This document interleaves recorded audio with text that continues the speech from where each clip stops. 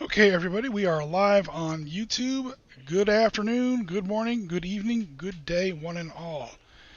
Let me just take a quick check to make sure that we are streaming also on Twitch. We are good on YouTube, though, I can tell you that much.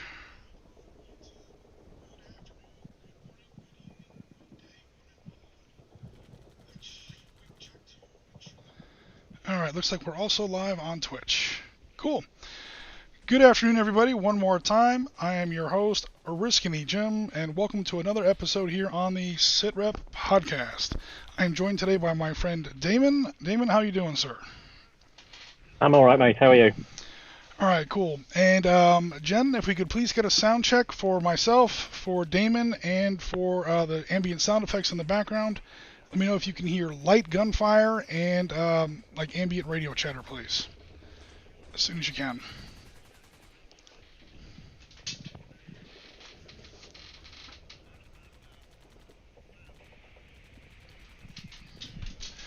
And once we get a good sound test, we'll go ahead and get started.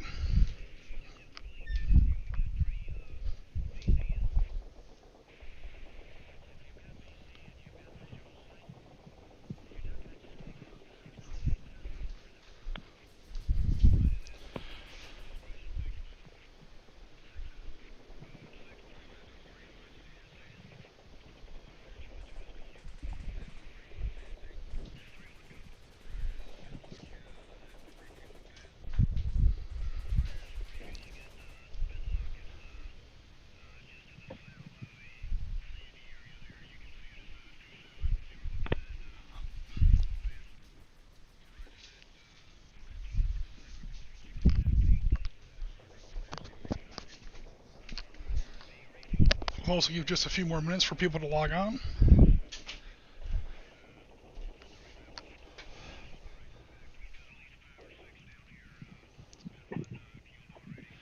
And then we'll go ahead and get started in earnest.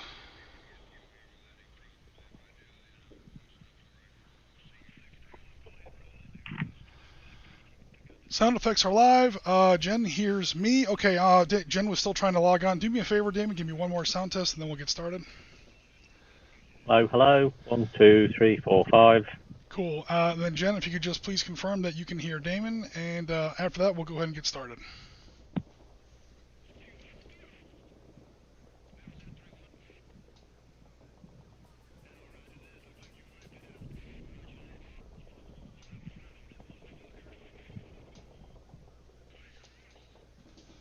Damon is good. Okay, cool. We're all set, everybody.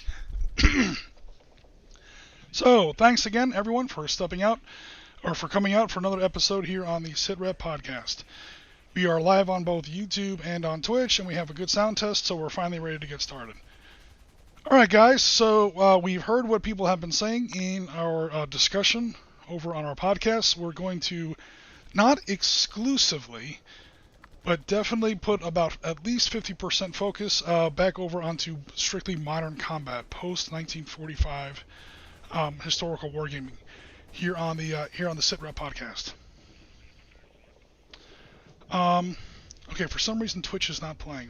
Twitch is playing fine for me. Let me test that super fast.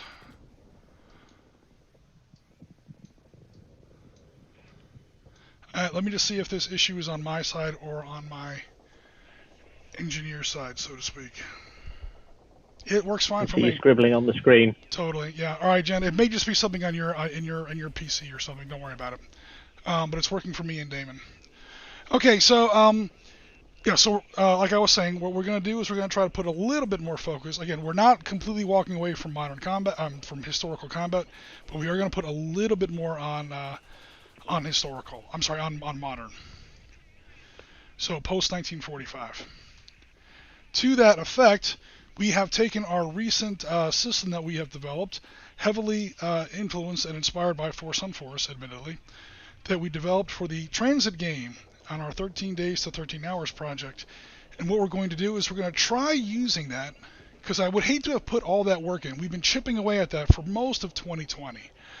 And now that the transit game was a success and finally worked out and it ran a couple times, and then we ran it for real in Benghazi 2012, it's a fun little system. It's nice and light. It's really light, actually. but it's nice and light and very very low effort. It's perfect for streaming. It's individual man versus man kind of combat in a lot of places. So it's very skirmishy. It's very miniature-like, even though it's a tabletop game here in a virtual environment. And what we're looking at is we're going to take that system and we're going to move it over to a different setting, a different modern setting. And what we decided to pick for our first attempt was the Colombian drug war in the 1980s and 90s. Today's scenario specifically is going to be in 1991.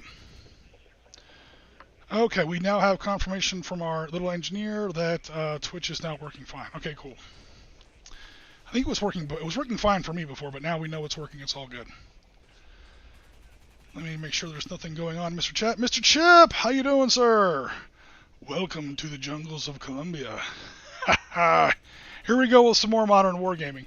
So like I said, I'm joined by my friend Damon, and we're going to try out using our new 13 hours to 13 days sort of transit game quasi-system in a new setting.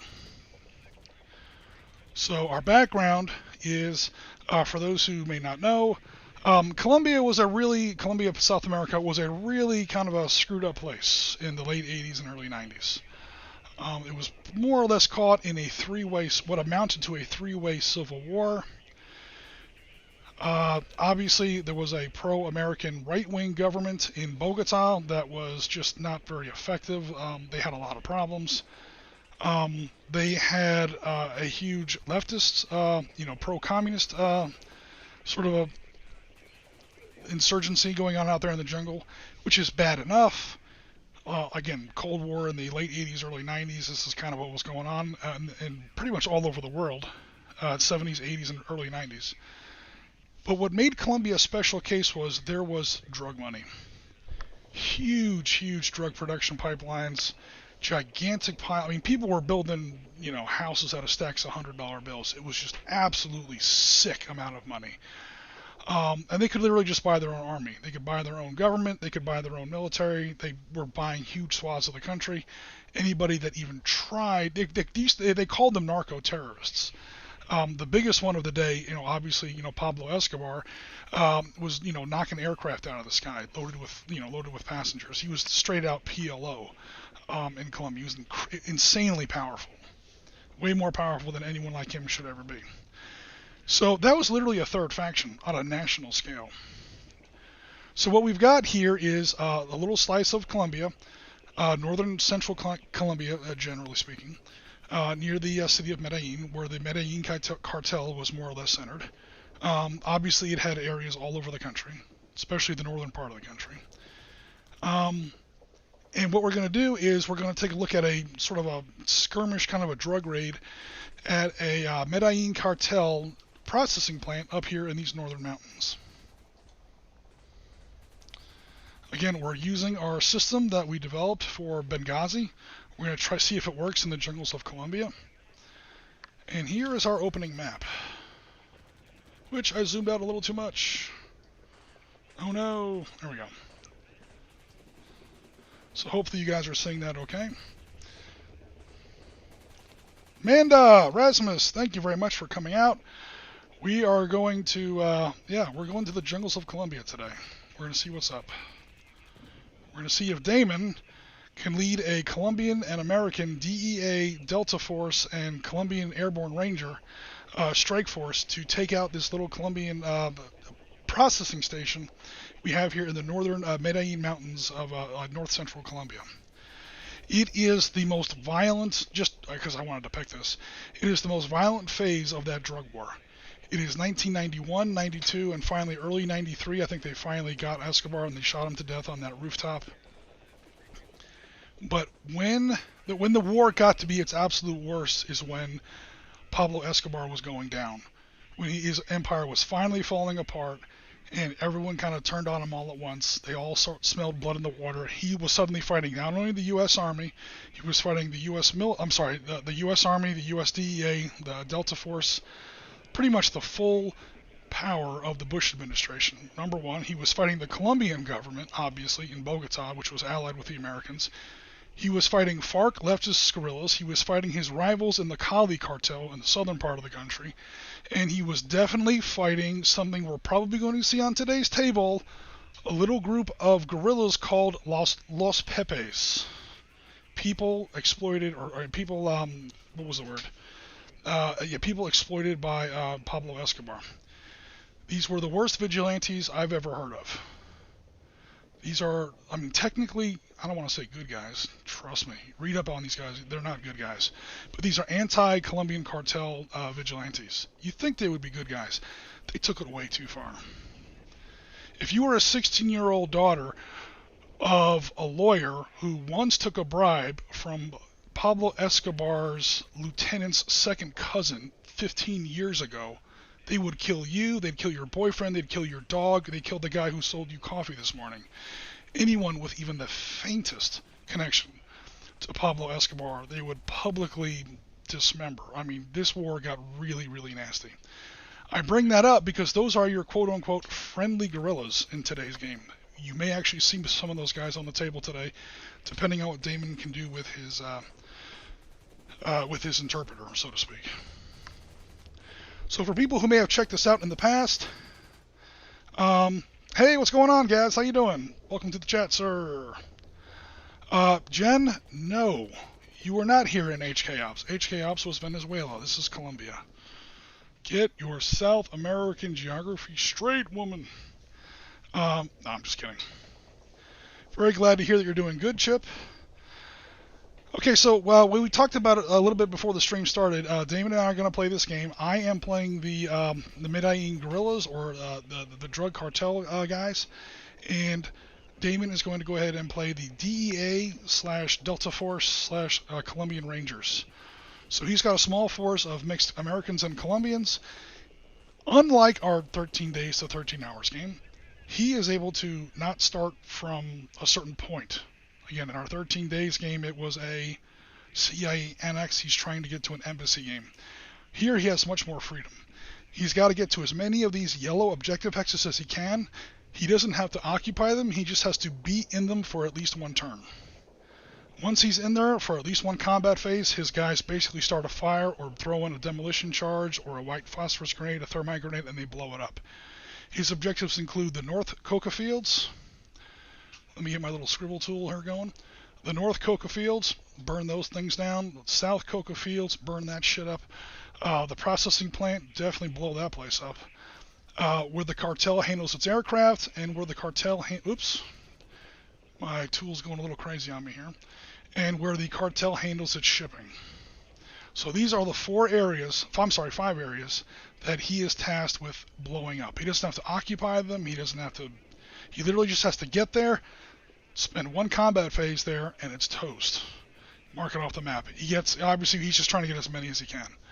Again, this is a play test. We've never used the 13-hour system in a different setting before, so who knows what victory looks like. If he gets 3 out of 5, if he gets 4 out of 5, maybe he'll get 5 out of 5, who knows. The main difference, at least in the setup for this scenario, is again, he's not starting at this quote CIA annex like Gaz had to do like I had to do versus Gaz in the 13 hours game.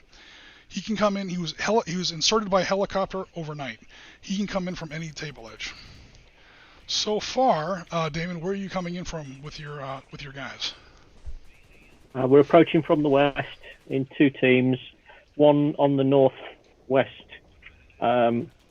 corner and one sort of central west. All right, let me get where both teams are actually visible for the chat here. Okay. So, yeah, he's going for this spot up here. He's got a 4-man team up there, and he's got a 4-man team down here. So people who have watched our 13 hours game, it's very similar to what we had there for our allied forces, so to speak.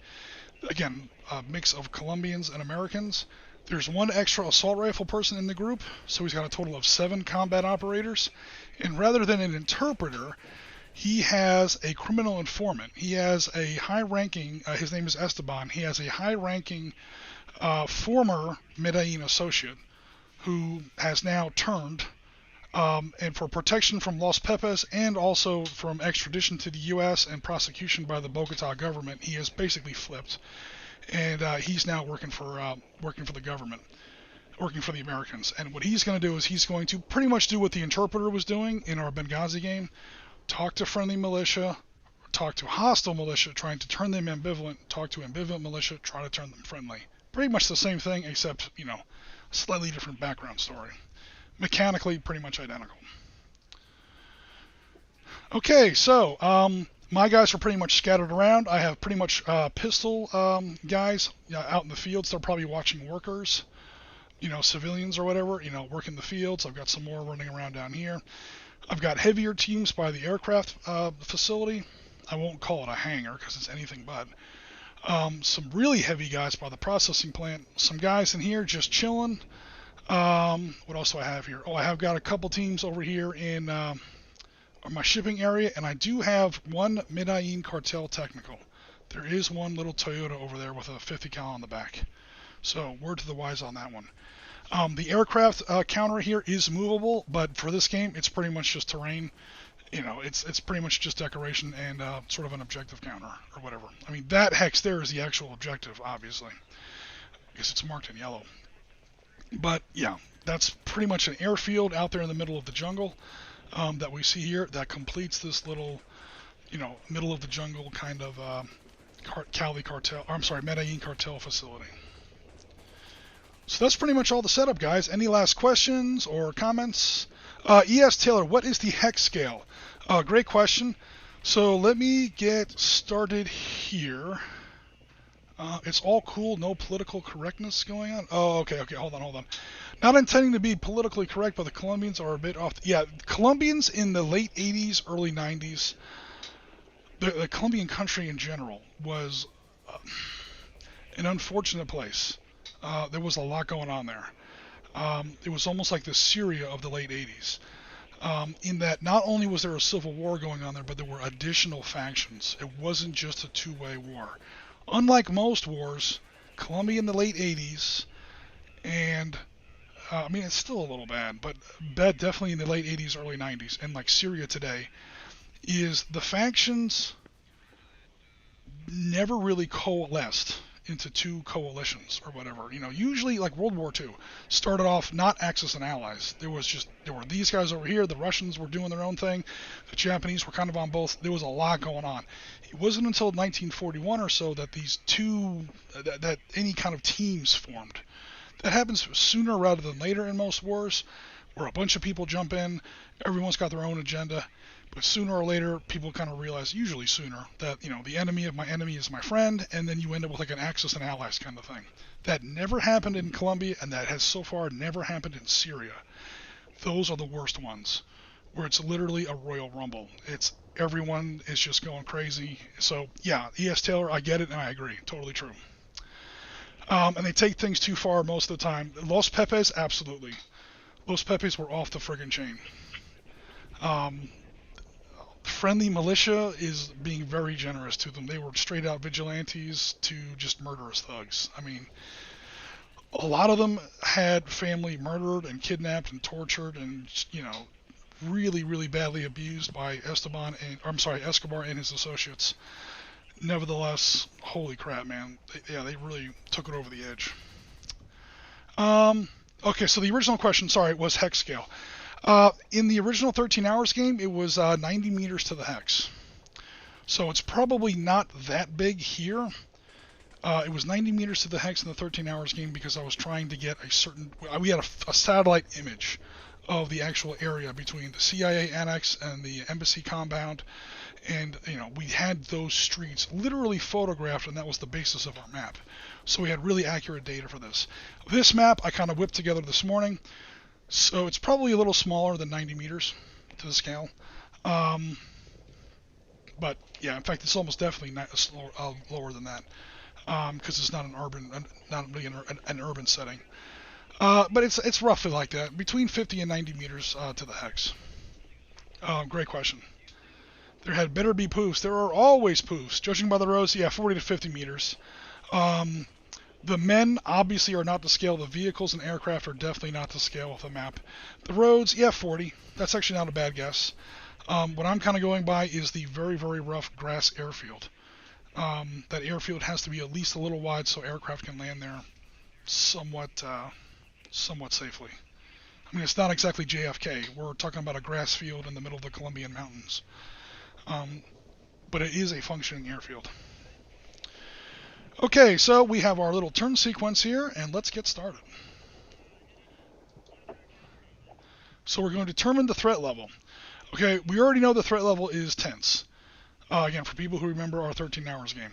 Because it's the first turn of the game, and this roll is modified by events of the previous turn. There was no previous turn, so we're not going to do it. We're going to start off with tense, which is in the middle. There are 5 states: hostile, agitated, tense, quiet, and serene. We're going to start off at tense, which is right in the middle. These cartel guys have probably heard helicopters overnight. They know the DEA is looking for them. And again, we basically have a 4-way civil war, or at least a 3-way civil war. These guys are tense, but they're not really alert yet. Roll street events. Okay, so we're going to do a roll street events table right off the bat to see what's going on here. Damon, did you want to roll 1d6? Again, there are no modifiers because we are currently at tense. 2. 1 hex of ambivalent militia.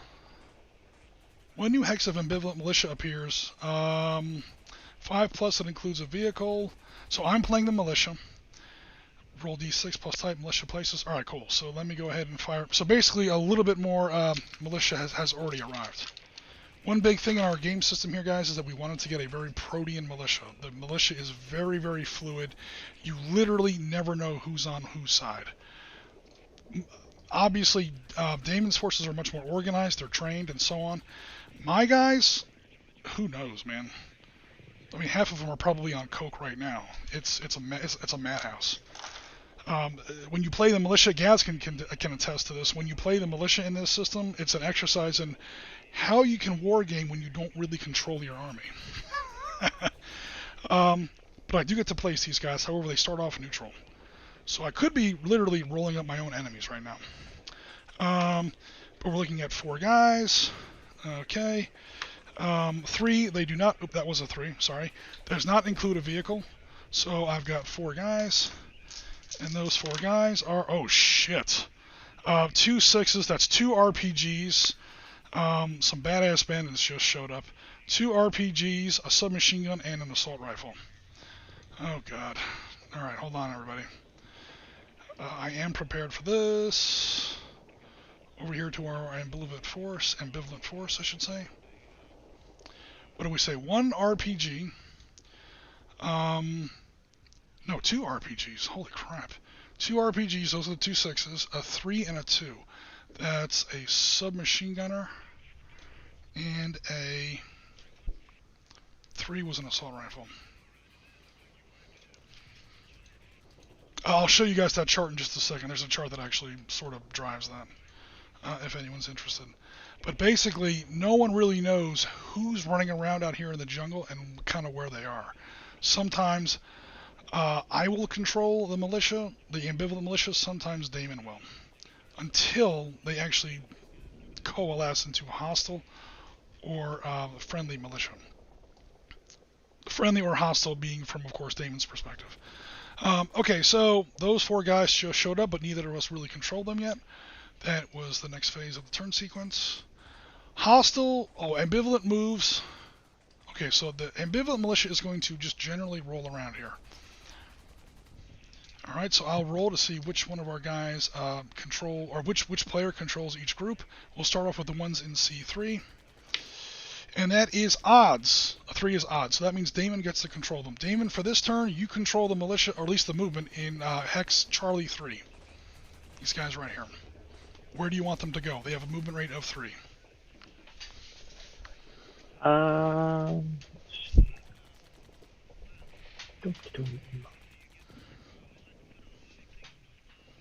They'll just do 1 hex due west, sort of to the bottom, the one at the bottom of the 2 due west.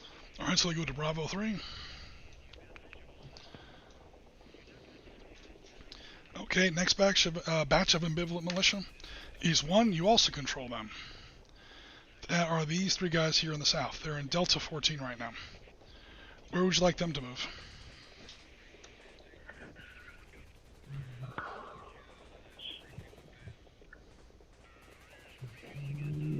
stay ambivalent, they may become friendly, they may become hostile. Right now, just nobody knows.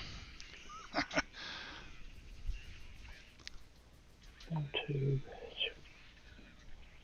They'll go across the river to G4 Golf 14. Got it. 1, 2, 3.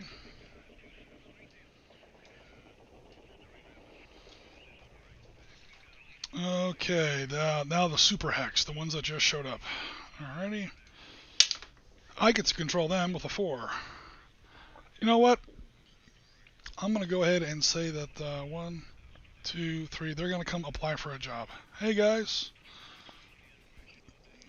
can we work for you guys?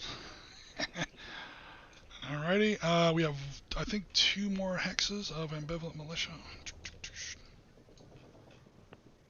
Make that 1 more hex. Okay, here in Zulu 14. Zulu 14 says, I work for Damon this turn. I gotta fix this camera a little bit. There we go. Okay, Zulu 14, these guys work for you this turn. In the extreme southeast corner of the map. 1, 2, 1, 2, 3. Yes, they're going to move over to Whiskey 14. Whiskey 14, and thanks very much, E.S. Taylor, for coming out. If we see you later today, great. If not, enjoy your rest of your weekend. Okay, that concludes ambivalent militia. Then we go to hostile movement. That's me. I don't really know that there's any kind of an attack going on right now, so I'll just go ahead and stay put for the moment. Then we go to, I know that says GRS move. That's an artifact from the Benghazi game. That should really say DEA move. We'll just say that it's like, DEA move. So your guys get to move now, Damon. Mm-hmm. So the northern team are going to come south. The interpreter is going to try and sweet talk that unit of ambivalent militia. All right, let me zoom in a little bit so we can see what's what. So we have Colombian Mr. Rojas here. Esteban is your criminal informant. Sanchez and Dino. You'll notice there's a guy named Thorn on this table and a guy named Dino on this table. These are the main characters from Proof of Life, which is a fun little movie. Russell Crowe and David Caruso. Okay, so the whole team comes 1, 2. Do they want to move into Bravo 3 or over to Charlie 3 or stay in Bravo 2? They basically keep them covered from where they are, and Esteban will do the fast talking. Okay, so an interpreter, or criminal informant, whatever you want to call it, can make a check if he is adjacent to or in the same hex as any militia force. So he is definitely... Oh man, that's not cool. It's supposed to be joined together. There we go. He is definitely eligible to make a thing. To make a check to maybe convert Bravo 3. Meanwhile, we're going to go ahead and move your guys over here in Alpha 9. Okay. They're going to make a move with knives and suppressed pistols into the little hut assembly there. Try it with the objective of overpowering and silencing the 2 guards. Okay, if you forfeit cover and concealment, you can get in there with 3 movement points. You're now in the same hex. We're going to have a melee phase in just a second, which actually Gaz and I never got around to. In all of our playtesting and all of our live games, we never did actually wind up with a melee attack. So we'll see what happens there. That's actually going to be kind of interesting. Alright, cool. So, interpreter checks. Boom. Because you just did your GRS move, there's no vehicles. Again, DEA. Now it's time for interpreter checks. So, let me look this up because I actually don't remember. Interpreter check. Interpreter checks. If interpreter is adjacent to any militia, roll 1d6, -1. No. Alrighty, a 4+ on a d6 to change ambivalent to friendly. 5+ for hostile to ambivalent. So you can basically make them 1 level friendlier to you. Right now they're already ambivalent, so your roll is a little easier, and if you succeed, you can turn them into friendlies. So you need a d6 and you need a 4 up. Oh, no good? That one. Oh no.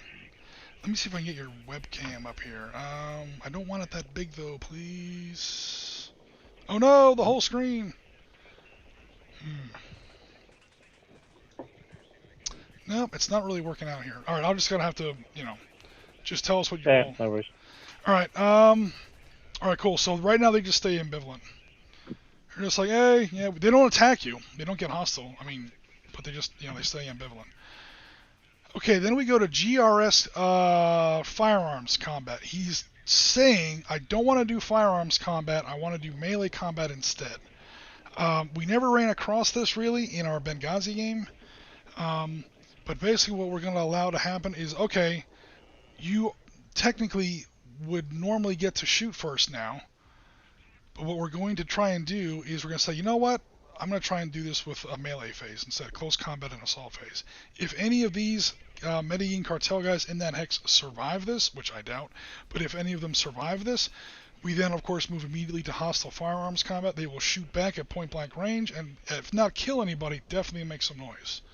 So that will be the end of the soft part, the soft penetration, so to speak, of this little attack.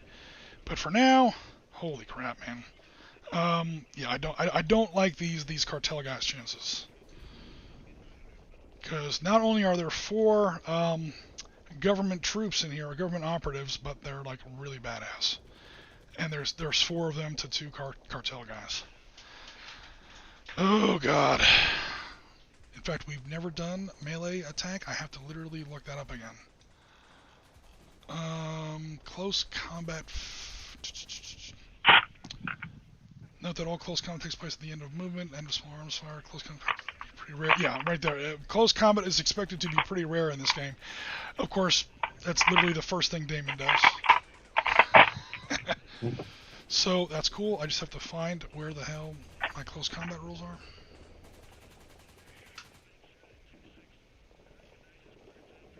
Close combat. Only units that are in the same hex set for combat. There are no cover and concealment bonuses. Militia player chooses first if there will be close combat. Militia player chooses no. There will be no close combat in the phase. If militia player chooses no, the DEA guy can then choose yes or no. Damon obviously chooses yes. If both sides choose no, there is no close combat. Obviously, Damon has chosen yes.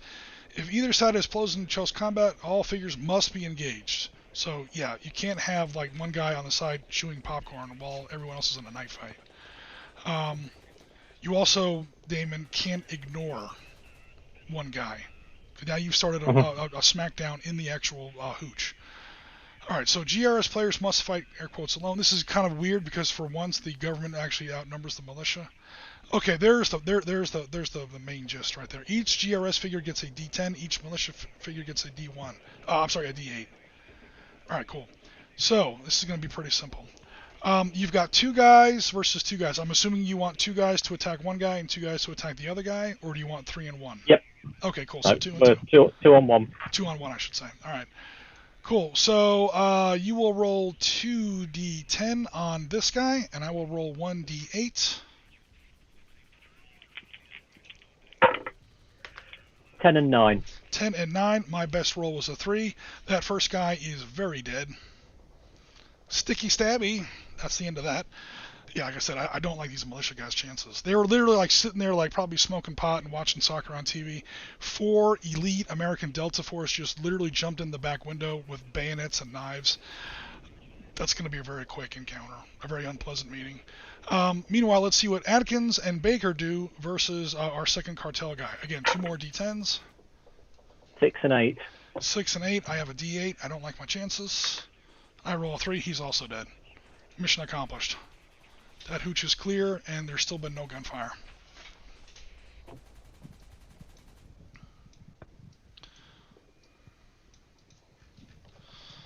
Cool.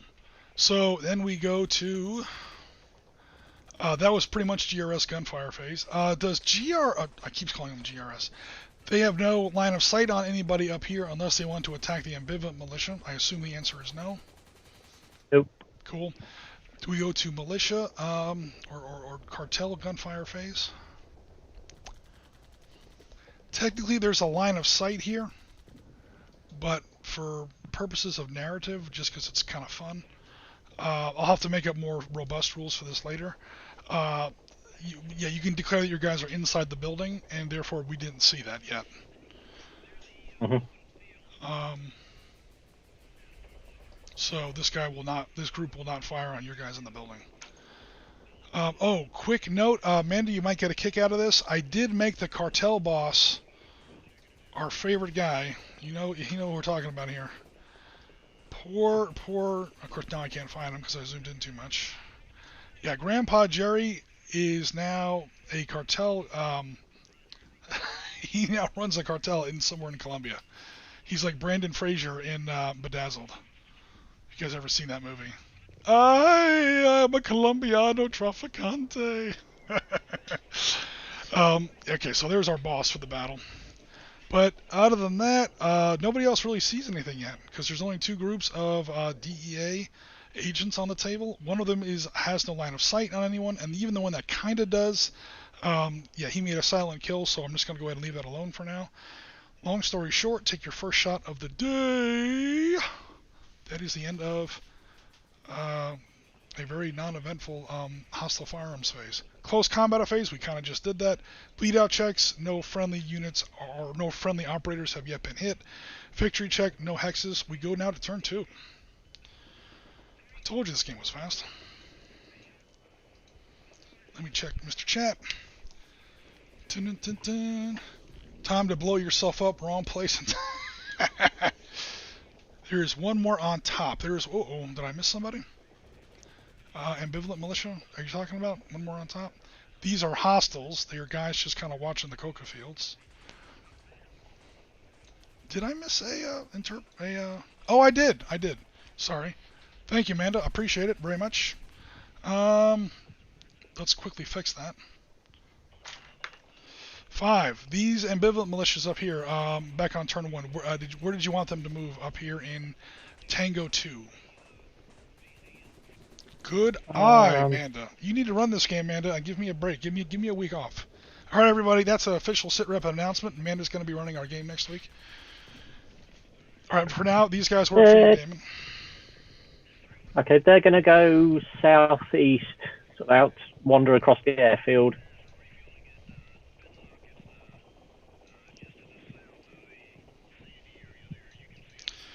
Okay, now we're caught up and fixed on turn 1. So cool, beginning of turn 2. Now we will do a determined threat level because again, now obviously we have modifiers. So we roll 2d6 and those are the results. 2 to 6 is worse, 7 is stable, whatever. Alright, game starts with threat level at 10, GRS, +1 for GRS, or for DEA fire last turn, no. -1 for any explosions, no. -1 for GRS on a current street, no, there are no streets. +2 for a successful interpreter check, no. And no, +1 for no GRS gunfire last turn. There was no DEA fire last turn, so you get a +1 on this roll. I'll go ahead and roll 2d6 and add 1 to the result. Higher numbers are better for the are better for the DEA.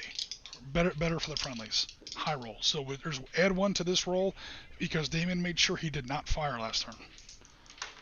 Oh, but I still rolled low. 3.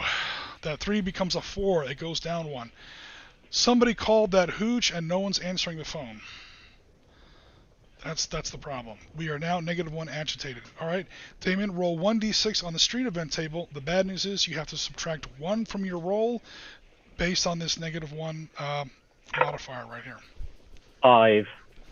5 on 1d6. That becomes a 4. No new militia in the street.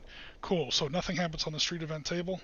If it wasn't for that, you would have actually gotten to add some ambivalent militia and place them where you want, as opposed to where I want. Natural 1s and 6s are what stuff gets crazy. Obviously, it's a 1d6 roll, but again, it goes down to -1 and 8 because you can have up to a -2 or a +2 modifier on that d6. That's when like friendly technicals show up. Los Pepes shows up with a friggin' 50 cal and a damn and a pickup truck and just starts slaying fools. Which I have seen happen. Gaz will tell you. Sorry, Gaz. He loves pro US technicals, except not really. Alright, so we've done those first two things. Ambivalent moves first. So yeah, ambivalent movement is kind of a pain. Because they don't. It's like chaos. Like nothing really happens, but it takes a few minutes to work through. Okay, Golf 14 works for you, Damon. Golf 14. Where do you want them to go?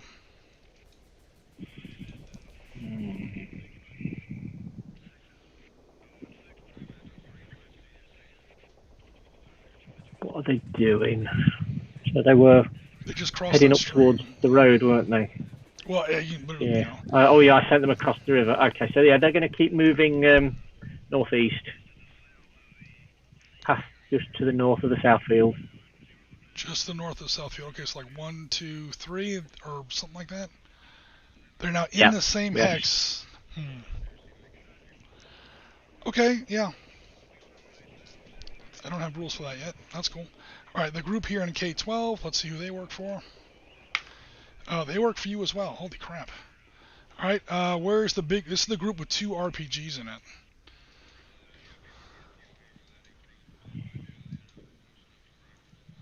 Right now, neither your DEA guys or my cartel guys know what to make of these fools yet.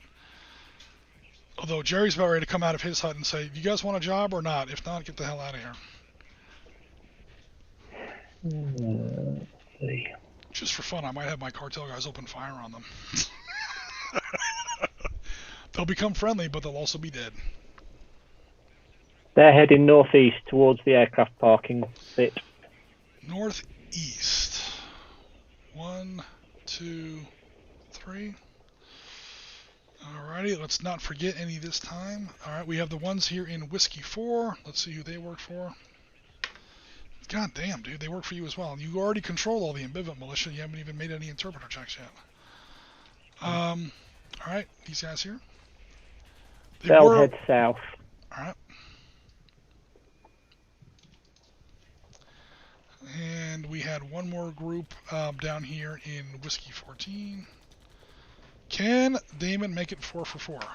Yes, he can. These also work for you. They're heading towards the aircraft as well.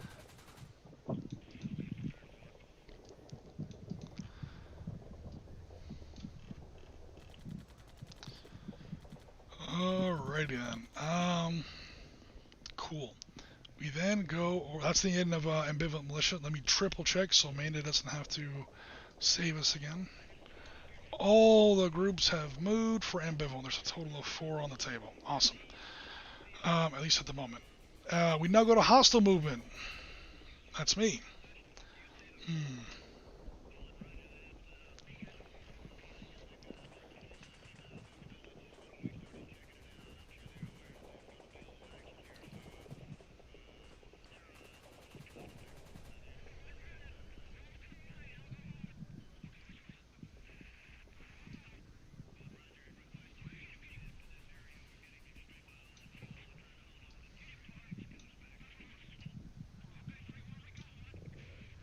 Alrighty, what else is going on here?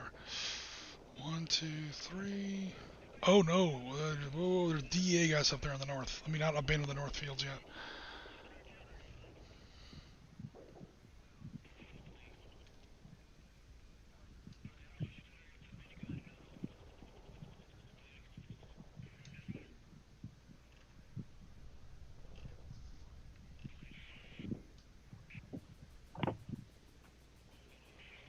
Hold on, where was this guy? 1, 2.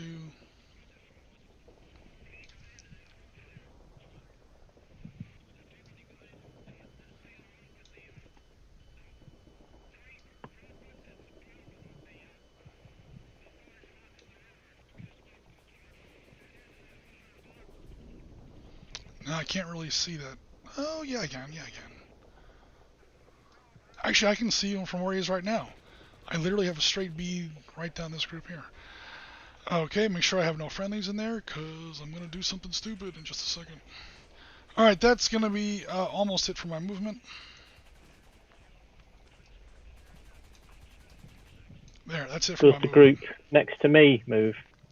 Does the group next to you move? This group here does not move. Oh, we never rolled these ambivalent. I thought we moved. We missed one. Damn it. Let me check the chat. Nope, man, it didn't catch us this time. All right. Yeah, I knew I kind of had a feeling we'd miss one. There are 5 ambivalent groups. That's right. I put 4 on there, and then we rolled for a 5th one. All right, so this group of 3 guys in Bravo 3. Aha, they work for me. They run away from your interpreter. 1, 2, Shazbot. 3. Yep, you want to talk to me again, you're going to have to come in the open.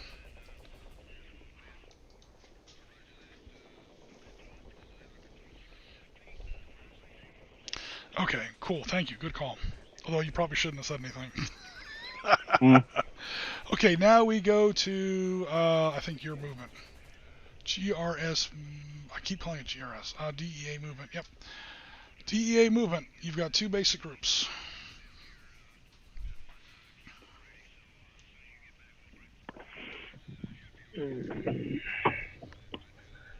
Let's see. Well, where they are, they've both got. Now, to go south one. If that unit in the north goes south 1 hex, do they have direct line of sight on the hooch with 3 blokes in the processing plant? I believe so. Yes. Because Okay, they'll go 1 south. Foxtrot 6 is not a tree hex. The tree graphics do not cover the dot in the center. However, Charlie 4 does. Well, that's not how. If you only move 1 hex, you can be covered. So terrain and cover in this game and movement, that interrelationship is very, very simple. A little abstracted. Because the original game was just drawn on a satellite map of Benghazi. It was not a very clean gaming table like this is. It was here's a map of street, any kind of like terrain rules in that other game were just impossible. This for people who may not have watched our previous streams, first of all, go away. Second of all, go to this control. Pretty please. Yeah, this was like, dude, where are the buildings? Where are the roads? So our terrain and cover and movement sort of interaction rules had to be very abstract in that game. So long story short, if you can get into Charlie 4 and that's all you want to move, that is -2 off your movement. Instead of moving all 3, you're only moving 1. That will give that hex the covered bonus when they take gunfire back at them. But that's that's if you want.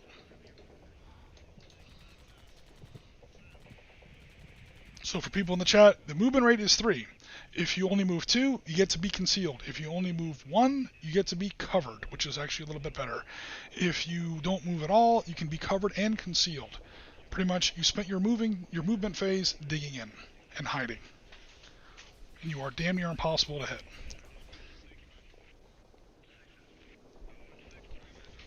But you didn't move. So over to you, Damon, on Charlie 3. Are they going to move south 1 to Charlie 4 or do something else? Yep. Okay. They'll just move south 1. Now they will not be in range of the to talk to the interpreter, or the CI cannot talk to ambivalent in Delta 5 because they're still 2 hexes away. Other than that, they're okay. If I can work the damn counters. Holy crap. What are you doing to me, Mixel? Come on now. There we go. So the tree graphics cover the center dot of the hex. That means that I'm sorry. That has nothing to do with it. This is not one of my normal games. So that's not the rule that applies. What applies is the fact that you only move the 1 hex. That means that you are now covered. Defensive dice, if you take any counterfire, you get to roll them twice, not once. And obviously take the best of 2 results. So yeah, being covered is pretty awesome.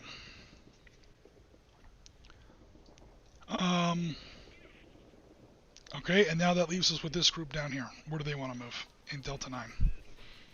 They're going to set Overwatch, pointing towards the processing plant and sort of the general northeastern. Okay.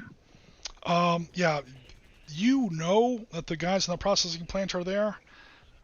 By the strict rules of the game, there's been no gunfire, so I'm just going to go ahead, like I did last turn, I'm just going to go ahead and pretend I don't know that there's anybody in D9. You can totally shoot at the guys in the processing plant, but because they haven't moved, they get to be considered covered and concealed. So you'll be shooting against some steep modifiers. You're basically shooting into a house and hoping you hit somebody from from like 200 feet away. So, but then again, you got a lot of firepower in that hex too. But Cool. So that's it for movement. We then go to GRS combat phase. Medical check. No, not needed yet. Interpreter check doesn't apply. Yeah. We go to DEA fire phase.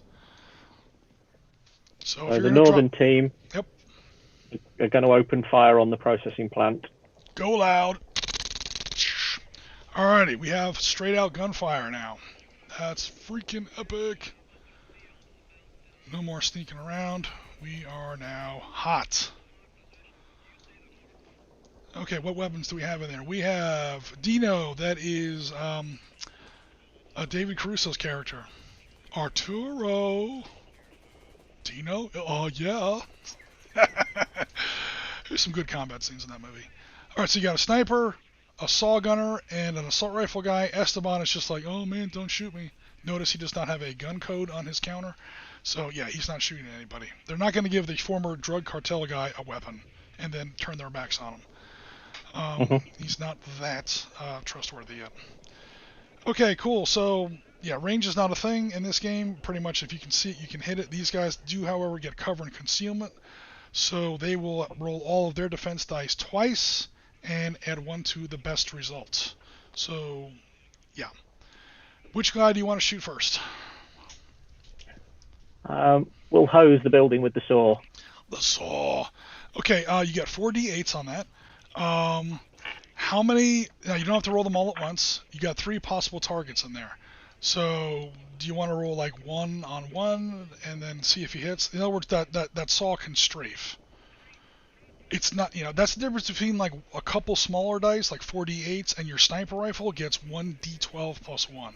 So he gets 1 really accurate, really deadly shot, as opposed to the saw, which is basically just, strafe and hope you hit some people.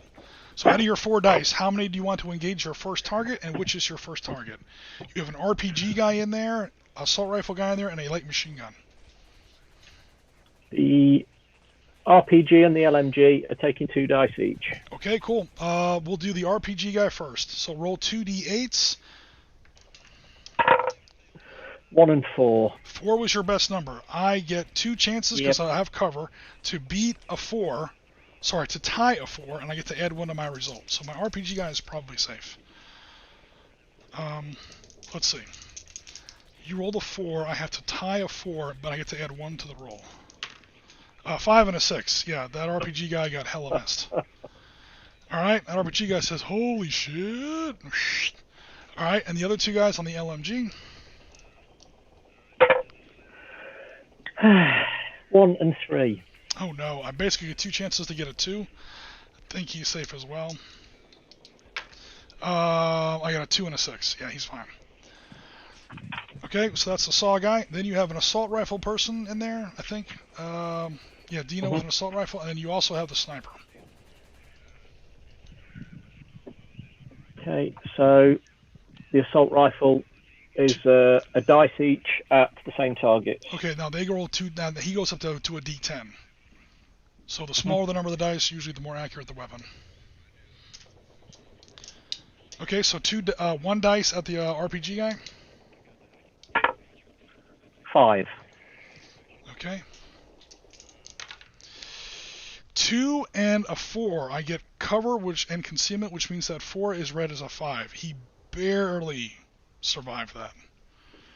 Okay, and then roll 1 more D10 against the light machine gunner. 7. Okay. A 2 and a 5. That 5 is read as a 6. A 6 still does not tie your 7. Light machine gunner's down. Tango down. Splat. He's dead. You have a sniper rifle, which rolls a D12 plus 1. Which person are you engaging? The RPG. You will now fire on the RPG. Roll a D12, add 1 to the results. Find the army 12-sided pieces. That's right, Rasmus. The balloon has just gone up. Right. 12. 12 becomes the 13. Even with 2d6, I cannot hope to match that. Down goes RPG guy. Literally, like, do you want to shoot him in the left eye or the right eye? I'm thinking I'm going to go for the left eye. Yeah, those snipers are nice. The only problem with the snipers, they can only attack one target a turn. Yeah, the cartel guys just get sawed up by these people. I mean, we saw that in the Benghazi game. That's kind of how it's supposed to be. What I'm sort of picturing is every one of your actual, now not any friendly militia that show up, any actual of your actual original team is like a point. If I can either incapacitate them or kill them, and then you get a point for every hex that you can take out. Alright, but like say at the end of turn 6 or something. I don't know. We don't want to be here all day. Because people got shit to do. Okay, this group down here, do they want to shoot at anybody? Nope, they're on Overwatch to start with. Alright, cool. So they will go ahead and stop. That will end gunfire for the DEA. That takes us then over to my guys. Oof. I don't really need any more enemies right now. However,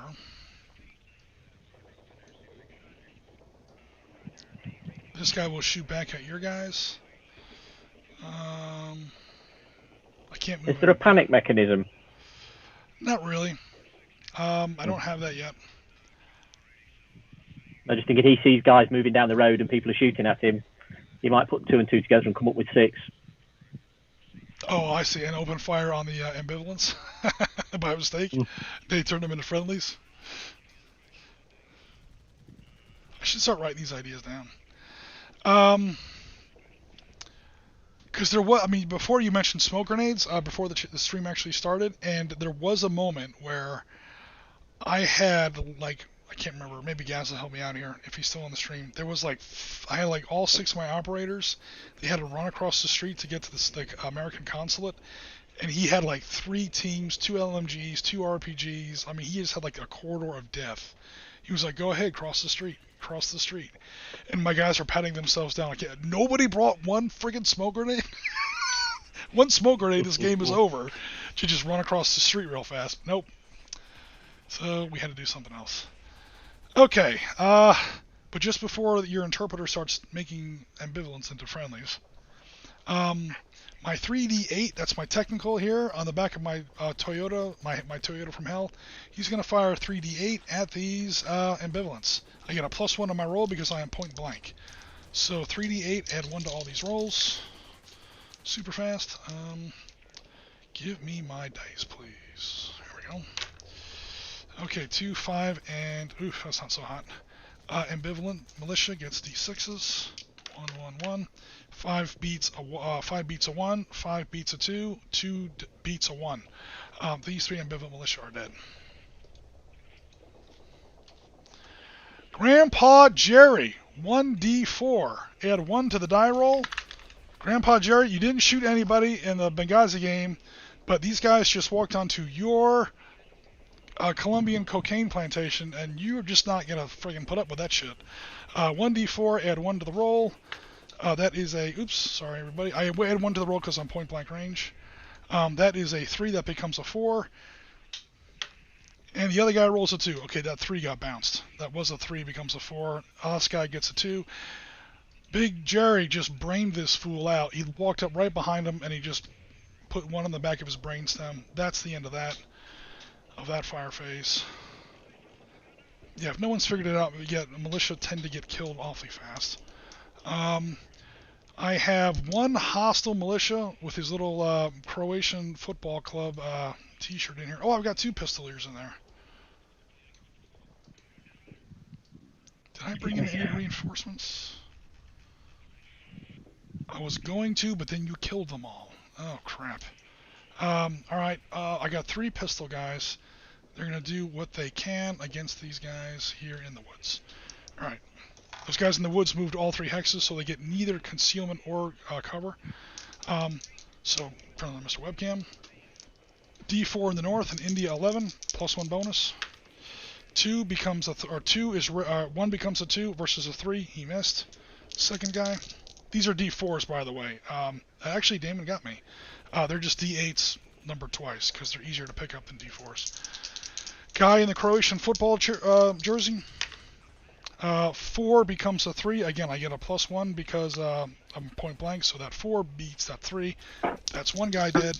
Second guy in the white knife beater, 2 and a 6. So only one guy here gets killed.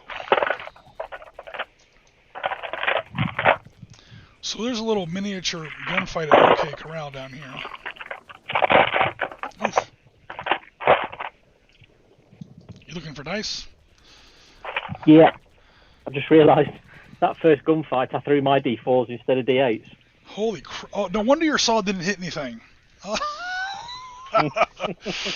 Oh no, I'm sorry. Excuse me, dumbfuck moment. In perfect honesty, I did that with Gaz once. I threw those white D4s instead of D8s. Well, I found some now. Cool. Okay. Big box of dice. Now, militia group in Hex Golf, or not militia group. He was a group. Now he's just one. In Golf 7, he's going to take a wild shot at your guys in Charlie 4.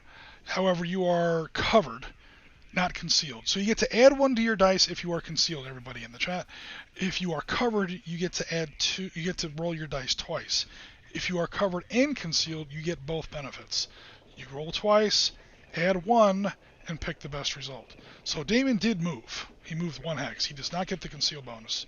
He does get the covered bonus. So he gets to roll his defense dice twice. Here's where we see how badass DEA and Delta Force guys really are. His defense dice are D10s. Mine are D6s. So his guys are not going to die nearly as fast as mine do. Okay, so G7 is going to take a shot. He gets 2d6 with his AK. He is shooting at your saw gunner before he realizes that he's rolling the wrong dice and becomes really dangerous. Here comes 2d6. I do get 4, so 4 is my best number. You get to roll 2d10s, and you basically have to tie a 4. Not a very tough roll. 5 and 7. You got it. Yeah, you missed.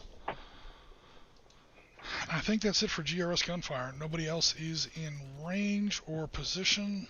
I do have this guy who does have a shot on one of these clowns I missed.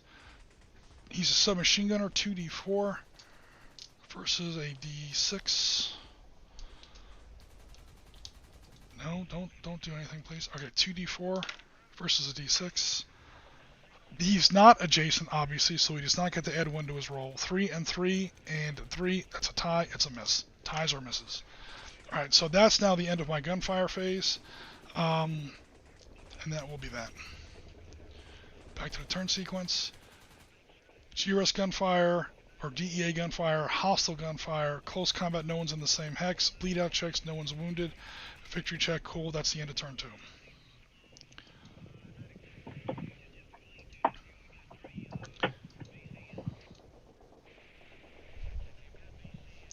Who is eating their microphone? I think someone was looking for dice. Might have been the little bit of background noise we heard for a second. I've just been ferreting through my dice box. Is that what you're talking about, Amanda? If there's another sound issue, let us know. But hopefully there's no more noise on the mic. And yep, you can tell Jerry, Amanda, that his Colombian alter ego just brained out a rival Cali Cartel member there in Hex Mike 10. Get the hell off my coca plantation. Alrighty, so we're now on turn 3. Alright, hopefully turn 3 we'll see some good news for me. Because guess what? We're no longer quiet. So we're currently agitated, which means we're now at -1 on the roll already. What other modifiers do we have? There was GRS gunfire. There was no explosion. There was no interpreter check. Alright, so yeah, -1 for GRS gunfire last turn. -1 because we start off on agitated. So I rolled last time. You can roll this time, Damon. Roll 2d6 on the threat tracker here and try to roll as high as you can. High numbers are always good, but you have to subtract 2 from your results. 7 becomes a 5. 7 becomes a 5, which is worse. It's now hostile. Alright, the diplomacy phase of this game is now over. I think we're now in just straight out murder phase. Diplomacy, do as you're told or we'll shoot you. Yeah, it's on now. We're at the bottom of the threat tracker chart. That means I'll roll on this table now. I roll 1d6 and subtract 2 from the results because we're now at hostile. So 1d6 subtract 2. Here's where I roll a 1, which becomes a -1, and yep, I get a technical and a whole new batch of militia. Epic! Alright, dice cam. 5, damn it. Okay, 5 becomes a 3. Nothing. All that talk for no reason. No new militia in the street. My 5 gets reduced to a 3 because of the -2 hostile, but it's not enough to actually bring me any reinforcements. So we're pretty much just continuing where we are now. Ambivalent movement, vehicles first. Oh, shit, I did forget to do one thing. These 2 guys that were fired on and survived, they're now friendlies.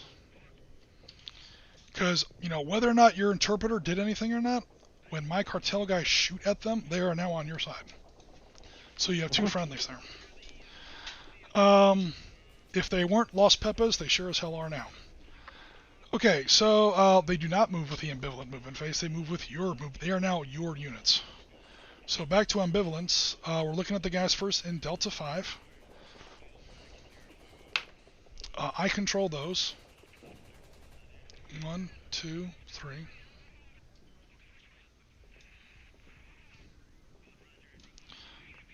Okay, let me zoom out a little bit so I don't miss any ambivalent this time. I tried to cook down the number of ambivalent units. So, hopefully the ambivalent movement phase will go a little faster now. I think we're almost done. There are these two groups of guys running around out here on the airfield for some reason. Oh, I forgot to shoot at them. I had this force ready to just blast these fools. Oh, well, I missed it. No worries. Whiskey 7, 5. They work for you. Whiskey 7 works for you right now. These 3 ambivalent militia. They are 3 assault rifle guys, 3 AKs. Can they open fire? No, because they don't work for you yet. They're not actually friendlies. Okay, cool. If I shoot at them, cool. They're now yours. If you shoot at them, they're now mine. Or an interpreter check. Or it can also happen in the street events table. Either you or me, depending on the role, can say, okay, you turn one group of ambivalent militia, either in your case friendly or in my case hostile. So there's a couple ways that people can change sides in this game. But right now they're still straight on ambivalent. You get to control where they move, but they won't fire on them until they get, air quotes, activated somehow. They'll move into X-ray 6. X-ray 6. Cool. Yep. So, awesome. So they're in cover. Oh yeah, thank you. They only moved 1 hex, which gives them the cover bonus. My guys were like, "Are you sure you want us to shoot at them?" And then Jerry was too busy giving, bullets to give any orders. So that's why they didn't fire yet. They got confused. But now they know for sure there's a gun battle going on. But in that delay, they actually managed to get covered. Sweet. Alrighty. So technically, he could have stayed in that hex, everybody, in Whiskey 7 and been covered and concealed. I know that's a little unrealistic. I may have to change that or draw my maps differently. Again, that mechanic was originally drawn for this table, where literally every hex has cover and concealment. There's a dumpster, there's a wrecked car, there's a manhole cover, there's something. Here, it's a little bit harder to kind of imagine that in the narrative, so thank you, Damon, for moving into woods. At least it makes the game a little bit more realistic. So this game will work for other settings, I just have to do a little bit more work on it, because it's not a perfect match right now. But no worries. Alright, and now we'll go to the people in the southern part of the airfield. Tango 12. Tango 12. You work for me.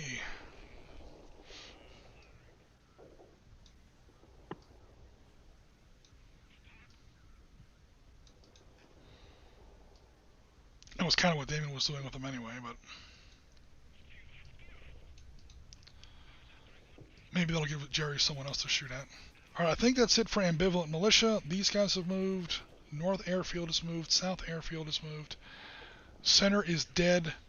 Southwest is either dead or now friendlies. Epic. Alright, cool. Now we go to... that was hostile... No, now we go to hostile movement.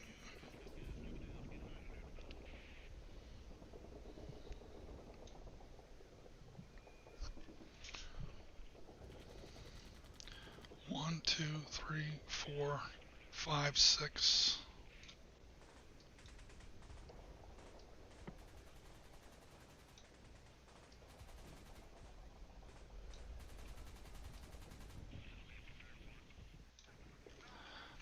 Vehicles can never take cover or concealment, because that's just silly.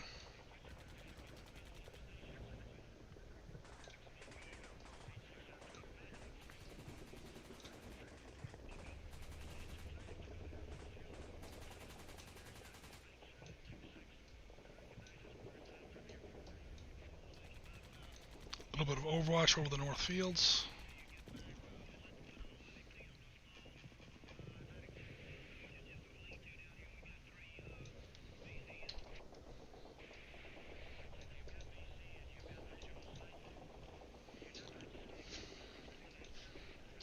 Keep track of my cover and concealment areas or statuses.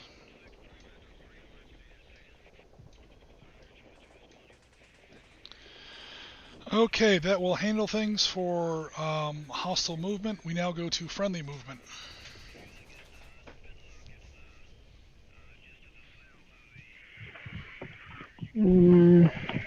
What's the range on a pistol? There is no range in this game.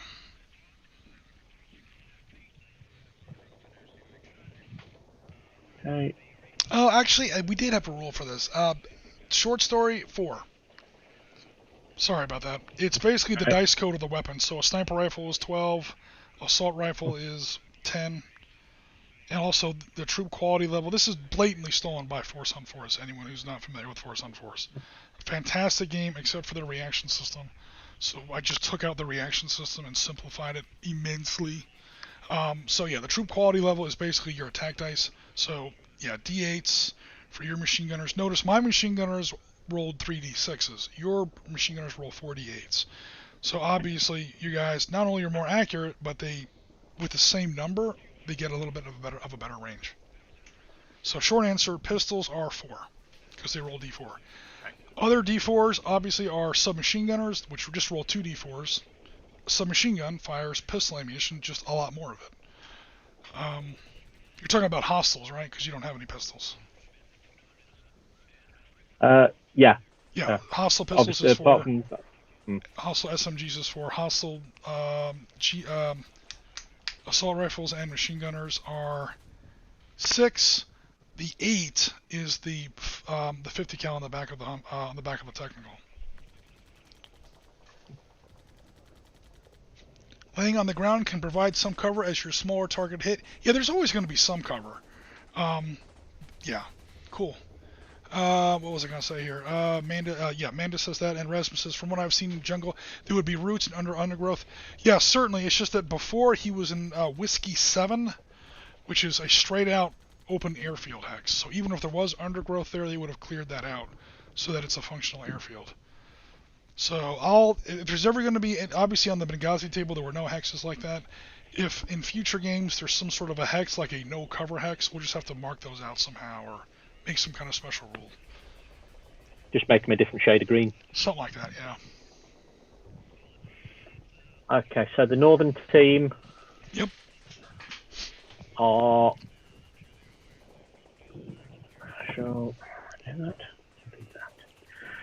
They're all moving into... I'll zoom in a little bit. Foxtrot 4. Okay, they are going to break cover. 1, 2, up! As they're moving. They're going to move northeast 1, staying in cover, and then dashing across the open ground. 1, 2, 3. So to Delta 3, Echo 4, Foxtrot 4.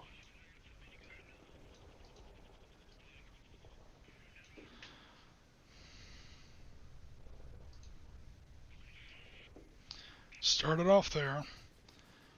Presuming that Foxtrot 4 is cover, because it's got... is it a forest hex? Well, it doesn't really matter. Because what determines... And I've been making this mistake as well. What determines your cover status is how many hexes you're moving. You're moving 3, the full movement, so there's not going to be any Now it will block. Like F5 is not a tree hex because it doesn't cover that middle dot. So I can see you in Delta 3. I can see you in Echo 4. I'll take the shot in Echo 4. And that is, when you take, like any other game, when you take opportunity fire, you do not get to shoot during your own movement phase, your own fire phase. You're basically borrowing against your next attack phase. So this hex will take, there's only one guy in there. But he'll never get a shot. I was thinking it was the technical. These buildings are obviously in the way. Alright, so this one guy will take his opportunity fire. And when he takes his opportunity fire, he loses his conceal bonus. Because we know where you are now. Actually, he's already fired anyway, so he's already lost his cover conceal bonus. Sorry. Concealment is basically you're hiding. Cover is, I know exactly where you are because you just shot at me. I just can't hit you because you've got, terrain in the way. So the game does kind of take these two into account. Whoops. Alright, cool. So now that hex is up to date. Alright, I have 2d6. I'm going to take that shot. I'm going to take it on your saw gunner. Your saw gunner gets to roll 1d10 only because he's no longer covered. 1d10, I get 2d6. My roll has to beat your roll. I get a 6. You have to roll at least a 6 on your d10. No good? Alright, so you've been hit. Nope. That's not as bad as it sounds. Because militia do not have armor. You guys obviously have armor. Where's the chart? Wound table. Okay, roll 1d6 and see what happens here. These are the numbers, these are the results. What's the worst one? Now you roll the 6. Yep. Boom, killed in action. We actually hey, there you go, guys. We finally had a GRS guy killed straight out. Yeah, it was an unlucky bullet goes literally right through his head. Under his helmet, and that is the end of your saw gunner. Rojas! That's not Rojas. Who is that? Sanchez! You're out of gas, buddy. Score right now is 1-0. Cartel is winning. Sweet. Alright, and then that was literally his turn. He does not get to shoot during his turn. And your guys then reach the rest of the way to Foxtrot 4 safely. Alright, that's it. No, you have one more movement down here if you want to take it. They're not moving. They're just locking and loading. Yeah, you do see that technical in Hex India 9. Word to the wise. He rolls 3d8 and he's in a bad mood. I've got a grenade launcher and a sniper. Cool. Alright, so that will be it for for DEA movement. We now go to, I think that's the end of the movement part. Interpreter checks. I don't think your interpreter is adjacent to anyone. Almost, but not quite. Medic checks. Unfortunately, Sanchez does not need a medic right now. GRS. Okay, dude. Now it's time to drop the hammer on some fools. Anybody you can see, you can hit. The sniper. Can the sniper see the guy in the processing plant? Yes.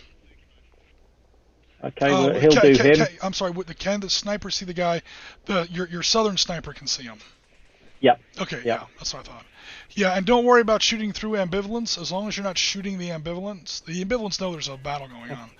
But again, that's like an 50-meter hex, and those are not 3 fire teams, 3 platoons, 3 squads, 3 individual dudes. There's plenty of space in that hex. Your sniper gets a clean shot, and now I'm no longer concealed. You obviously know I'm there. I literally just killed one of your guys. However, I am still in the building, so I get to roll my defense dice twice. So D12 plus 1 off your sniper. That is Atkins. 9 plus 1 is a 10. 9 plus 1 is a 10. I literally cannot beat that on 2d6 because you obviously don't add it together. That is the end of that. Oops. I have my stupid drawing tool still selected. That is it for him. Don't have to worry about his cover. Don't have to worry about his op fire. Cool. That's it for that. Then the grenade launcher at the technical. Sweet. Okay, grenade launcher at the technical. Is going to go ahead and thunk his way over there.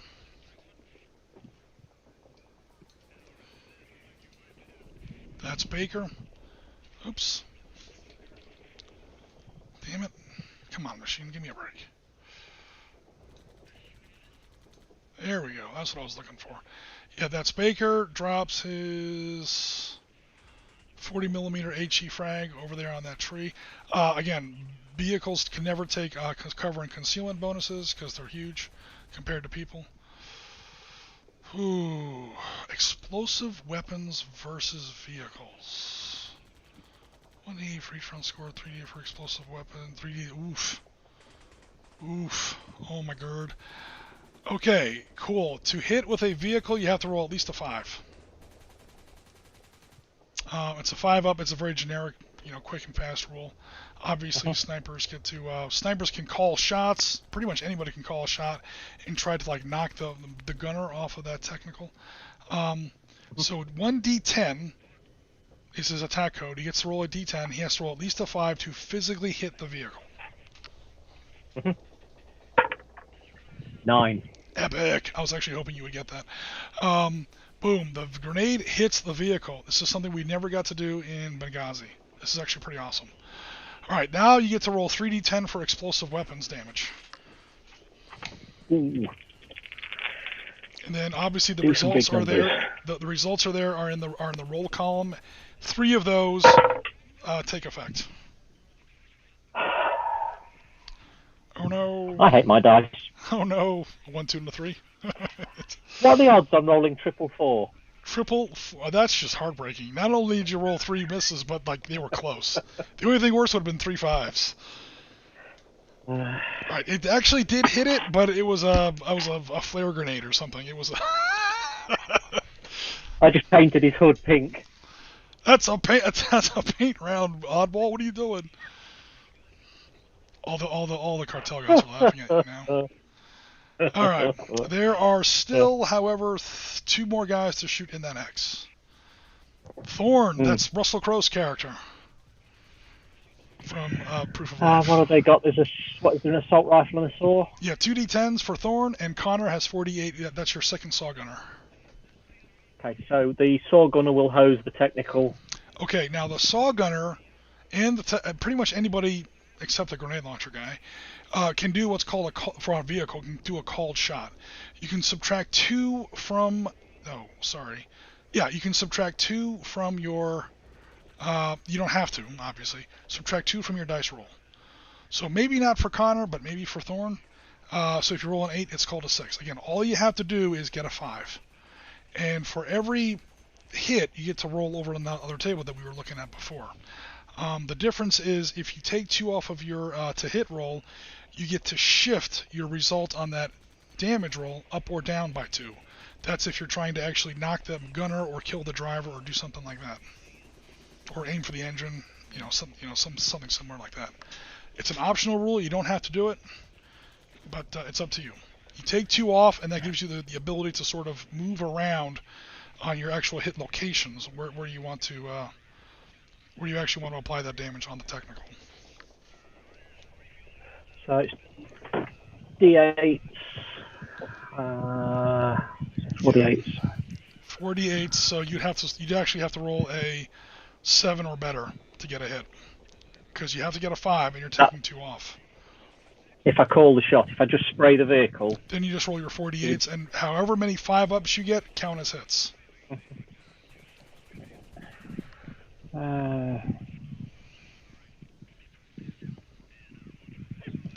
Rasmus says, have you ever seen the Top Gear trying to destroy the Toyota pickup? Yeah, I think yeah. That kind of just happened. Yep, it's a Hilux. It's fighting back without a bloke with a gun on it. Okay, 2 dice going for the gunner and 2 dice just hosing the vehicle. All right, cool. So we'll do the 2 that are just hosing. Roll 2d8 and no modifiers. You're just trying to get a 5-up. 5 and an 8. Cool. So that's 2 generic hits. I'll mark those off on the side. And now you've got 2 that are actually trying to hit the gunner. you have to roll 2 more d8, subtract 2 from those results, and you're still trying to get a 5 up. So basically, you're looking for a 7 up now. 5 and a 7. That is 1 hit.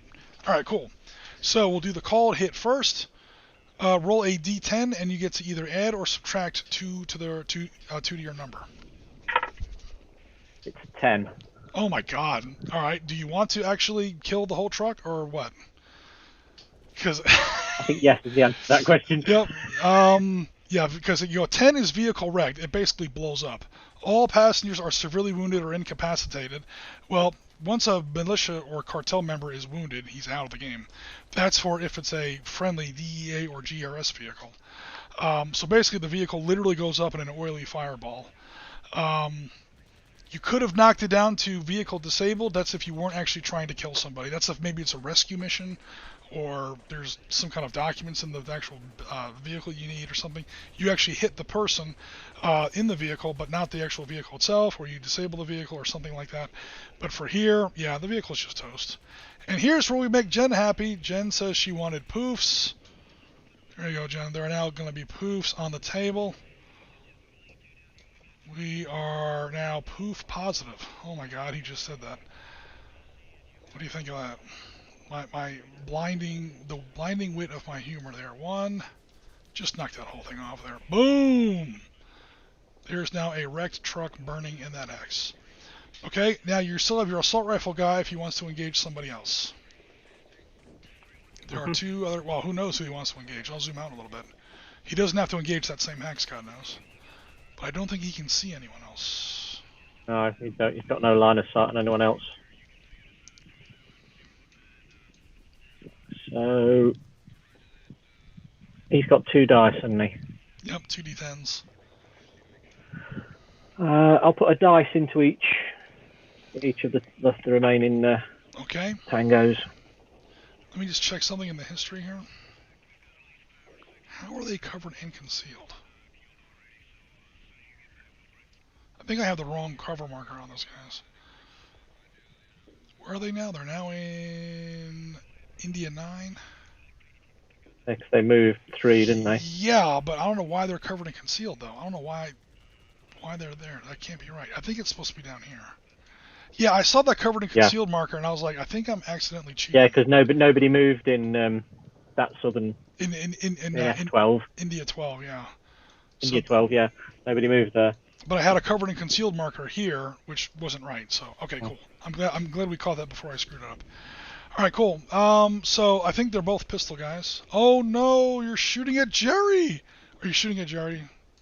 You will be banned from OTT's Discord channel if you shoot at Jerry. But no, go ahead. 1 dice into each. So the guy in the white shirt. Okay, I get a D6 versus your D10. 1. A 5. He missed. Epic. Roll 1 D10 versus Jerry. 4. A 5. Jerry says he catches the bolt and throws it back at you. Jerry says, "Bitch, please. Don't try to shoot at me with your assault rifle. I got a Smith & Wesson here. Bring it." With his little blue flip-flops. That's epic. Running around in the jungle with flip-flops. Alright, what else is going on? I think, these guys up here can't really see anything yet. The 2 ambivalents that were flipped to friendly. Can they do anything? Oh, yes, absolutely. You totally get to shoot them. Yes. I forgot about them. That's a little gun battle, the OK Corral here. Where the hell are they? I zoomed in too far. There they are. Oh no, 2 assault rifles versus 2... Oh, look, a friendly Jerry. 2 assault rifles versus... Everyone in there is covered and concealed. Yeah. They can see those 2 guys. Can they see anything out to the northeast? Where their mates have just been executed? They can see you. Where their mates have just been executed. Oh no, they've all moved from where the technical was, haven't they? Oh, out here in M10. Yeah, they ran. Yeah, and this guy's behind the building in Julia 10. So no, they can't see anything to the northeast. I got northeast and northwest mixed up. Sorry. Okay. Yeah, they'll do the blokes in India 12 then. Yeah, they're literally eyeball to All eyeball. 4 dice. Okay, cool. So we'll do the guy in the camouflage shirt first. 2d6. Are you shooting both d6 at one figure, or how are you doing that? Yep, 1 at each. The one guy will shoot 1. Okay. 1-on-1. So 2d6. 2 dice at each target. We both have cover. We both have concealment because we both did not move out of that hex. So now you do get to add 1 to your roll because you are obviously point blank. 2d6, add 1 to both results. I will roll 2d6, add 1 to both results. It's pretty much even money here. I basically wound up with a 6. Did you get any 5s or 6s? A 7. A 6. So a 6 becomes a 7. Okay, that first guy is dead. Yep. And now the Grandpa Jerry is going to try and bring out Mr. Croatian soccer guy here. All right, 2 more d6. I roll 2 d6 as well. 1 and 5, so 2 and 6. I get a modified 6 because I have cover and concealment. That's a tie. He does technically survive. Okay, now we go over to hostile gunfire. Let's go ahead and finish up this hex as long as we're here. I now have 1d4. I get to add 1 to the result. You get to roll 2d6, add 1 to the result. Because again, you also have cover and concealment. We're basically like hiding behind trees, shooting at each other in that little tree hex there. So 1d4, add 1 because I'm point blank is webcam. Oh my god, a 2. You literally can't lose that, so don't even bother rolling. Yeah, even if you roll a 1, it becomes a 2 because you have the concealed ones. You're fine. Okay, other militia cartel gunfire. No line of sight. Drug dealer Jerry and his little buddy there. They only have pistols, but the hell with it, they'll try.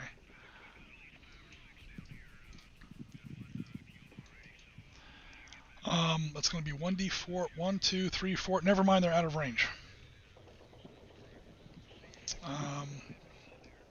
So forget about that. The only gunfire I really have then is going to be this just butchery down here. Way over here by the shipping station. Oh my god! 1, 2, 3, 4, 5, 6, 7, 8, 9. I have 11 d6 in that hex. Yeah. I just feel like taking out these ambivalent guys because I don't like ambivalent guys. Look, guys, you're running around the battle area. Pick a side. Shit or get off the pot. So I'll just do this super fast. I'll just pick different colored dice.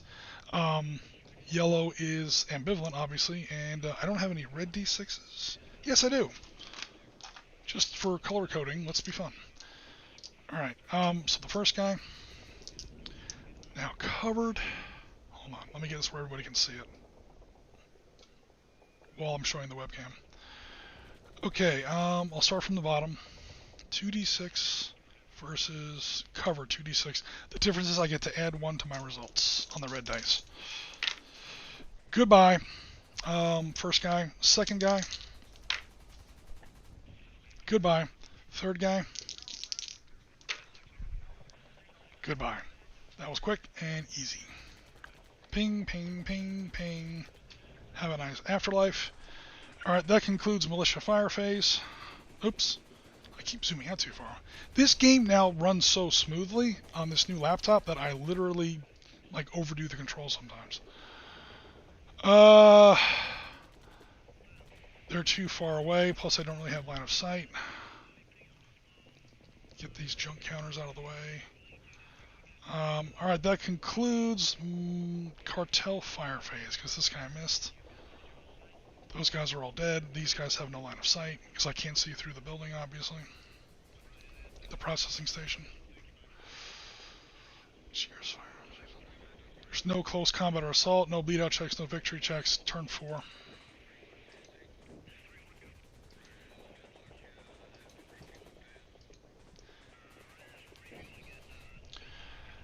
Okay, turn 4. Threat level is -2 for hostile.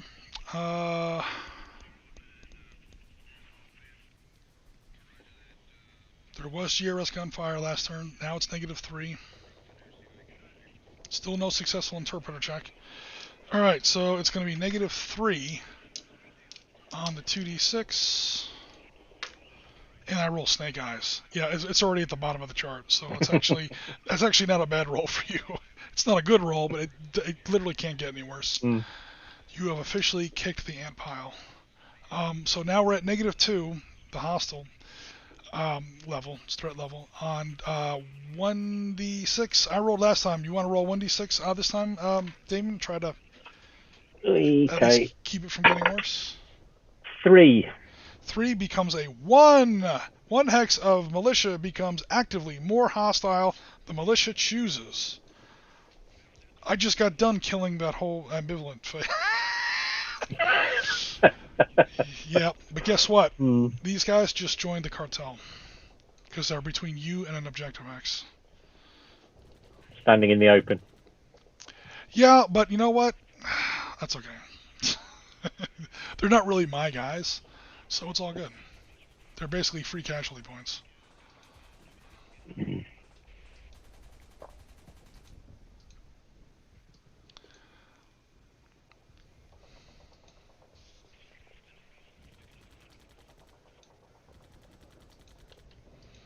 Okay, that's the street event table. We now go to ambivalent movement.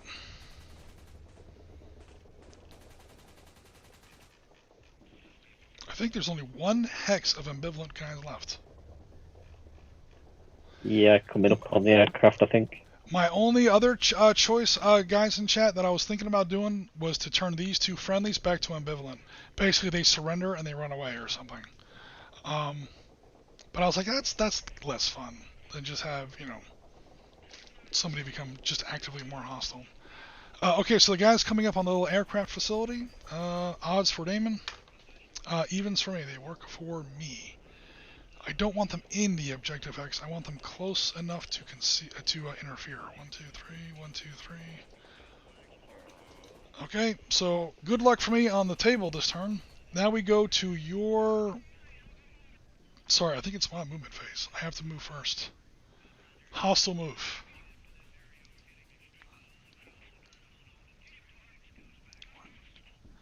Reinforcements.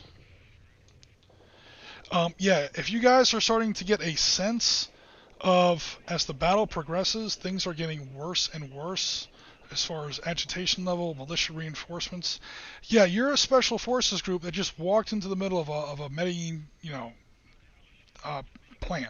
He killed my first hex of guys without a sound. That's not really going to happen anymore because now people are getting called and it's just going to be more and more trouble from here on out. The game's kind of designed to do that. Especially now that we're on the bottom of that table. We're down at the hostile level on the threat tracker. That's kind of by design. I'm going to reoccupy this hex. 1, 2, 3. Everybody moved 1, so they're going to get the covered bonus, not the covered and concealed. They're still put.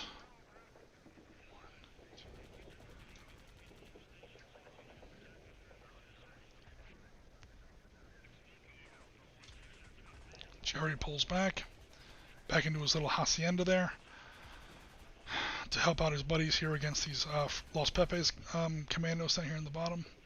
Moved, but I left 1 guy back there just to keep the shipping hex covered.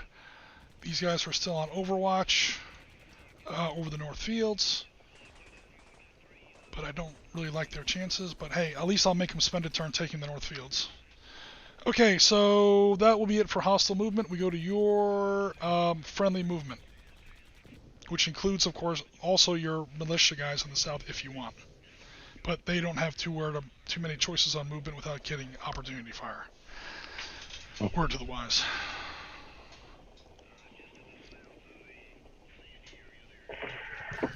I will...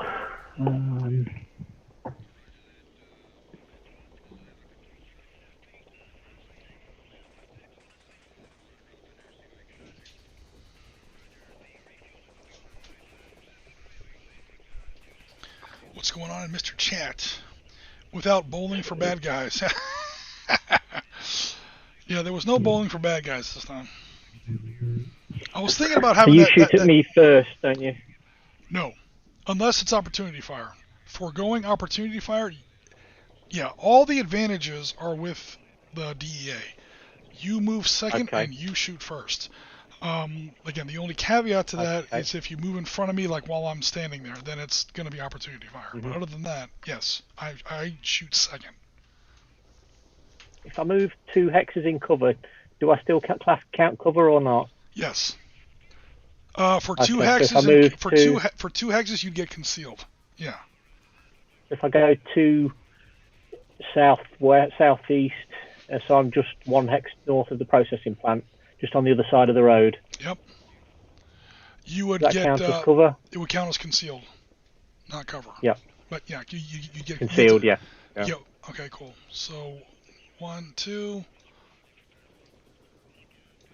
All right, cool. Damn it! Stop moving the map. Okay, cool. Any other movement?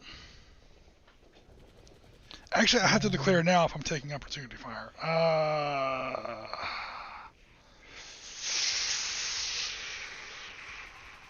There's really no reason for me not to. Okay, let's get that out of the way. You get a D10 and you get to add 1 to your roll because you're concealed. So I won't hit many people. But you did move in my line of sight. And if these guys get beat up, that's cool because that's just going to spend all their opportunity fire, which means these guys get free movement. Okay, I get 2d6 for the first one. Do me a favor. I'm shooting at your sniper first.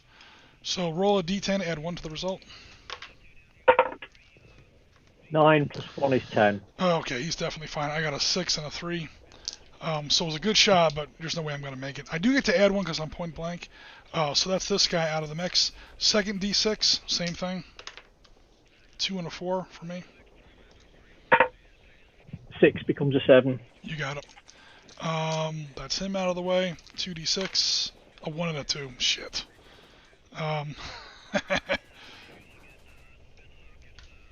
Another d10 at your convenience for Mr. Rojas. 5. You're fine. Yeah, you're actually 6. Yeah. you're actually going to be rolling a lot here. Who else do I got here? That's the third guy out of the mix. Purple shirt is going to roll his 2d6. Okay, a 1 and a 7. 1 and a 6, which becomes a 7. This one I might get. Nope, 10. Nope, I missed him too. Okay, 2d4 from a submachine gunner in a green shirt. Add 1, my best is a 5. 1d10 at your convenience. Add 1. 3 becomes a 4. Okay, my 4 becomes a 5. That is a hit. Because I'm point blank. So that's 1 hit so far. My last guy, 2d6. A 1 and a 3. 3 becomes a 4. Roll 1 more d10. 6 becomes 7. Alright, so we got exactly 1 hit. Roll 1d6 on the wound table to see what happens with your body armor. 1. 1. No game effect. It literally glanced off of your Kevlar helmet or something. So all 1, 2, 3, 4, 5, 6 point blank guys, most of them armed with full loaded assault rifles, fired point blank range no less into your guy and basically didn't do anything. Welcome to asymmetrical warfare. And now that whole hex has now taken his opportunity fire. All right, so complete your movement. You've got a group of operators and a small group of militia. No, we need to finish erasing the processing plant. So those 4 are going to stay put, and then the 2 in the wood are going to finish their firefight where they are. All right. Now, okay. You can move. I guess it depends on where you move. The group in Delta 9 there, you're allowed to. This isn't like Panzer Leader. You're allowed to move and shoot in the same turn. And they're not exposed to opportunity fire from the processing plant because badass sniper up there has already absorbed all the opportunity fire. So unless they move into line of sight of this guy in his 1 pistol, if you wanted to like close assault or get closer and blow up the rest of that processing plant, you don't have to. You can just take a shot from here. How much damage will I do if I go toe to toe with the building and just chuck handfuls of satchel charges and repeat and stuff in? Well, if you're adjacent, you get to add 1 to all your attack rolls. Is the mechanical answer.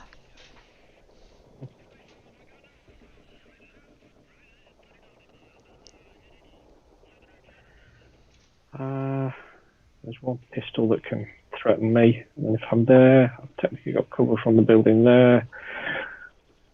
There's a good 1, 2, 3. They can't get there to shoot at me. I'm not trying to confuse you or anything. You're allowed to move and fire in the same turn. And I just mentioned that because in most of my games, Valor and Victory, Panzer Leader, you cannot do that. Yeah, we can see that all the fires going north out of the building, so we'll charge from the southwest, and do mayhem with grenades and satchel charges and anything else that goes bang that we've got in our pockets.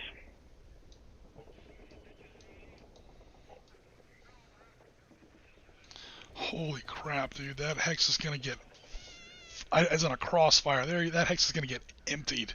They are covered. They're still in a building. They get to roll their defense dice twice, but it ain't going to matter, dude. That's going to be fun. Okay, meanwhile, all right, they're going to stay put, these other 2 guys. Cool. That concludes friendly movement. Now we go to, we've already done opportunity fire. You ready for something crazy? Right before the grenades start going in, you have your criminal informant adjacent to a shit ton of militia. They're hostile, but if you roll a 5 up on 1d6, you will turn all of them ambivalent.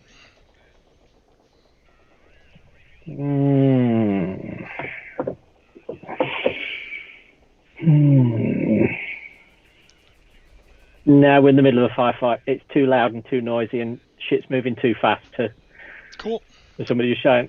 Yeah, the odds are put your guns down. Yeah, the odds are against you. You have to roll a 5 up on a d6. But it is. No, we've committed to the assault now. What you're basically doing is, you've got guys on both sides, front door, back door. We've got grenades, we've got satchel charges, we've got tactical nukes. You really want to give up now, and they would just surrender and walk away. But they're going to stick to their guns. We're going in. We're loud. We're hot. No worries. That's the end of interpreter check. We're going to interpret via satchel charge. That is interpreter check. There's no medic check because your guy was not actually wounded. He's got the wind knocked out of him for a second. GRS firearms combat. In this case, DEA firearms combat. Oh no. It's going to get nasty. Okay, so which guy? You got 7 guys to shoot, or 6. Who do you want to shoot first? How effective is grenading?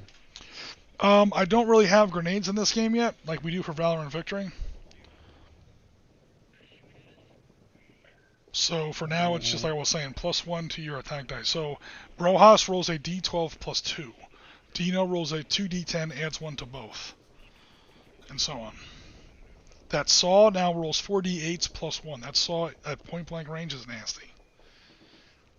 Because I'm rolling d6s. Yeah. We'll do it. We'll do it with small arms then, and then we'll just throw a satchel charge in when we've done all the shooty. Okay. In order to actually claim the objective hex, you got to get in there. That's going to be next turn. So next turn during the movement phase, you move 1 hex in there. You don't have to move everybody in there, obviously. As long as at least one of your guys is in there, he literally lights a match, and that's the end of that hex. Okay, cool. All right. Yep, so we'll start with the Saw. Okay, 4d8. You add 1 to all your rolls. So, did you want to shoot 1 at a time? Do I have to declare a target, or? Yeah, you pick 1, or pick 2, or pick 3. They're mostly the same. They're all assault rifles. There's just 1 submachine gunner in there. Basically, it's how many guys you want to engage. Because you can engage up to 4 if you really want. You could roll 1d8 versus each target.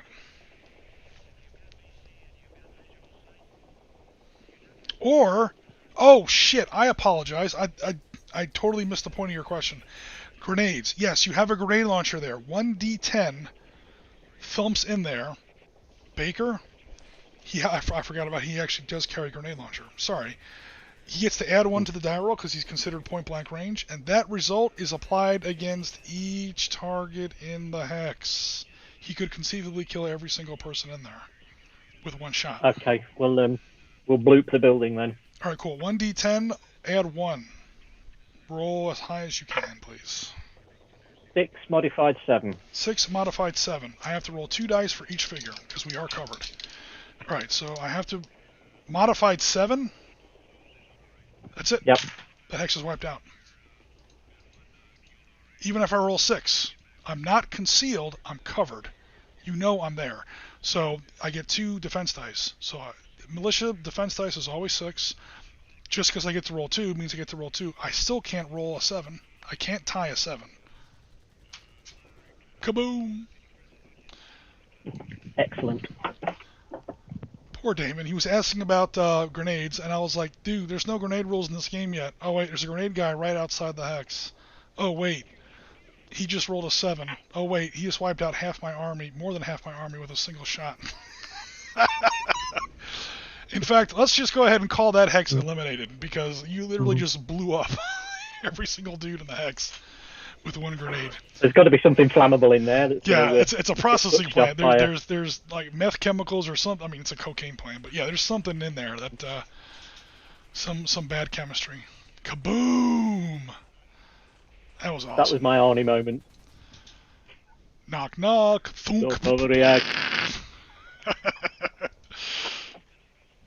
Okay, score is now 1-1. Now let's go down here and try to finish up this gunfight at the OK Corral. You've got 2 assault rifle guys in Hex India 12. They can't engage people in different hexes, but yeah, it's however you want to engage. So the 2 different guys. North, 1 south. Yeah, okay, cool. Awesome. So we'll do them. What's-my-call guy first? He is covered and concealed. You're covered and concealed. So 2d6, add 1 to both results. I will roll 2d6, add 1 to both results. I got a 6. I don't think you can kill him. Modified 3, modified 4. Alright, so the guy in the checkered shirt survives. The guy up north is not... I did not put a cover marker on him. So Jerry rolls 2d6, add 1 to both results. I roll 2d6. No, I roll 1d6 and do not add 1 to the result. He's modified 6. Significantly more trouble. 4, he's dead. Jerry just brained him out. Friendly Jerry, not evil Jerry. There are 2 Jerrys. They're brothers. The Colombian Jerry brothers. One of them is evil, one of them is good. In fact, they're about ready to start shooting at each other. I warned you not to come back. I took my half of the father's estate and started a drug lab. And he's mad that he did that. I wanted to send my kids to school. Well, I wanted to start a drug lab, so suck on it. So now they're literally going to have a pistol battle. The only problem is that friendly Jerry has an assault rifle. Evil Jerry has a Smith & Wesson. Speaking of which, here comes Mr. Roll. Let's see, you have cover and concealment on friendly Jerry. That is 2d6 for, and add 1 to both results.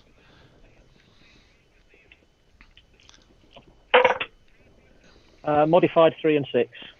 I can't beat that with a d4. 4 becomes a 4. Yeah, I can't beat a 6. All right, so that pistol shot doesn't do anything. Roll again, please, for his buddy there in the white wife beater. Modified 5. I can't beat that with a normal pistol. Yeah, 2. All right, cool. Friendly Jerry is no problem. This guy is going to shoot at his buddy over here. However, I do get to add close. Add 1 to my roll because I'm point blank range. So 1d4, add 1 versus your 2d6. I got a modified 5. 5 and a 7. You're good. A lot of shooting, but no actual thing here. Oh, by the way, we're no longer concealed. We're all just covered.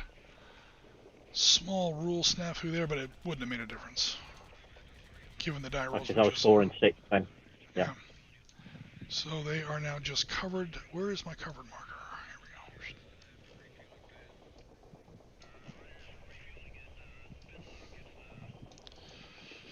go. Actually, he's also covered.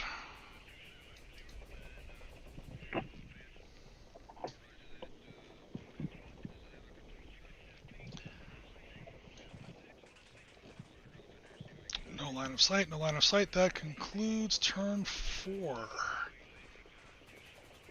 Because no one's in close combat. No bleed outs, no victory check. Or victory check is now, score is now 1-1. I've killed one of your operators, you've blown up one of the targets. Turn 5, we're almost there, folks. Or we're more than halfway there. We're now in the bottom third of the game. Okay, there was gunfire. Here on the street table. There was gunfire. There was an explosion. And we were hostile. So there's now a -4 on the 2d6. Yeah, it's now a straight out war zone. So I don't think... Oh my... I rolled snake eyes again. Okay. Someone just called it an airstrike. That's like the drug scene in Clear and Present Danger. The F-18 just drops a 2,000-pound glide bomb, laser-guided glide bomb on the guy's house. We're almost there. Okay, so we're definitely hostile, suffice it to say. I will roll 1d6 on the street event table, subtracting 2 because we're most assuredly hostile. I rolled a 3, that becomes a 1. 1 hex of militia becomes more hostile. Militia chooses again.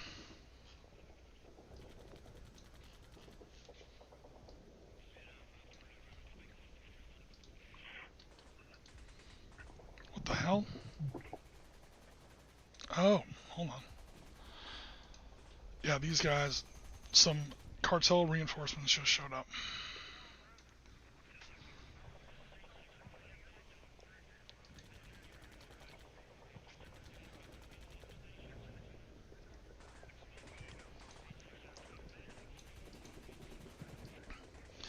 Now they probably will go into that aircraft hangar.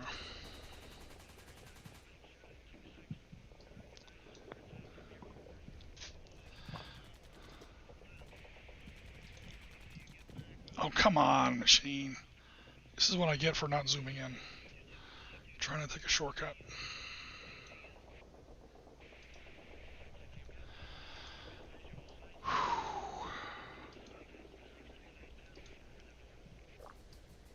Alright, cool. New hostiles. Yay! Alright, that takes care of the street events table. Ambivalent. I don't think there's any ambivalent table left. I think everybody's in it now. They're either dead or friendly or straight out hostile. Cool. We can skip 2 phases of the game then. We then go to hostile movement.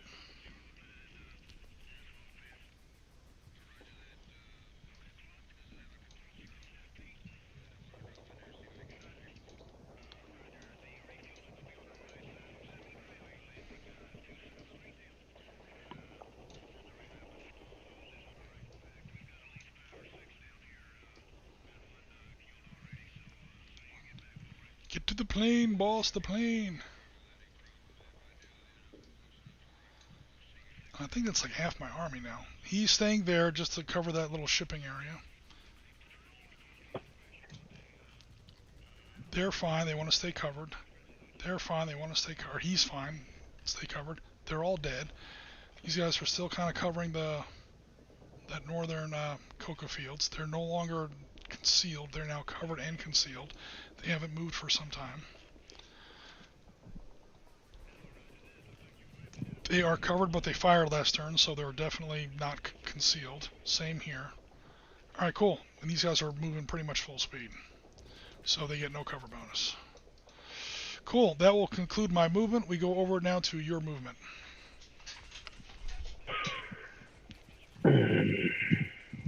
We are down to second to last turn of the game. North Fields is kind of open, but there's a little bit of pistol cover there in Hex Kilo 1 to be aware of. Yeah, Rasmus says go for 4 with the saw. That was my first answer to my first impulse. I just totally forgot that there was a grenadier in there as well. So he literally just shoved that M203 into the window and just went thump, and yep, that was the end of that processing plant.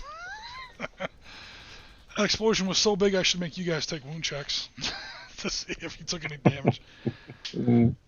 Alright, so, yep, over to you guys. Over to you, Damon, for movement. Double checking. Yes, movement.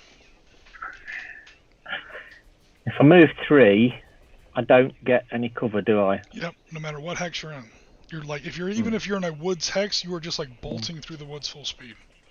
Like birds are getting scared and everything. I mean, yeah, you are very open, even if you're now. If you are on opposite sides of obvious cover, I don't have line of sight on you. That's different. But as far as bonuses to actually, attack or whatever, defend, no. If you're moving full speed, you are upright and you are running at top speed. You get no kind of a cover or concealment bonus, even if you are in a covered hex. 1, 2, 3, and that's 1, 2, 3, 4. So, and I'm in open from the south as well if I go there.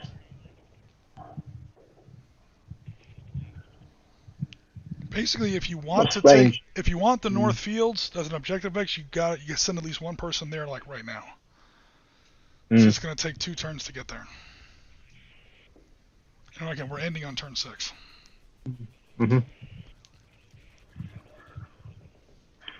What's the assault rifles and LMGs are limitless, basically, aren't they? For yours, assault rifles are 10, and SMG or LMGs are 8 for range. For me, SMGs are 4 hexes. They're pistol ammunition. LMGs are 6 hexes. Okay.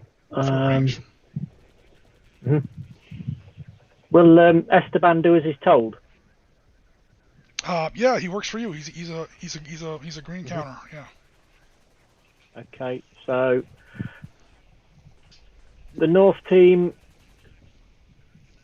hand Esteban a Willie Pete and tell him he's going to run off into the North Fields. Okay. So he's going to end up in H3, just crossing the river this turn.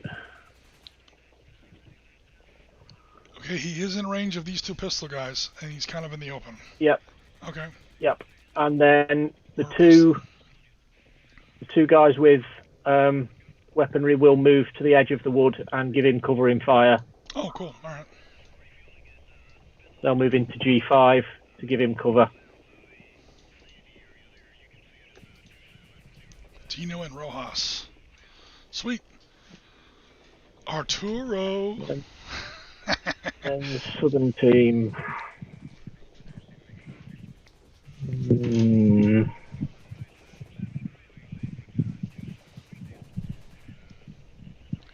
While he's looking at that, Jen, stream seems to be running very smooth. Let me know have we seen any hiccups or anything. I think the stream's been pretty good so far. Anyway, I'm sorry. Go ahead, Damon. They'll head into the hex with the burning technical in it. The southern team. I'm assuming the processing plant's dead. Yeah. Objective achieved. Yep.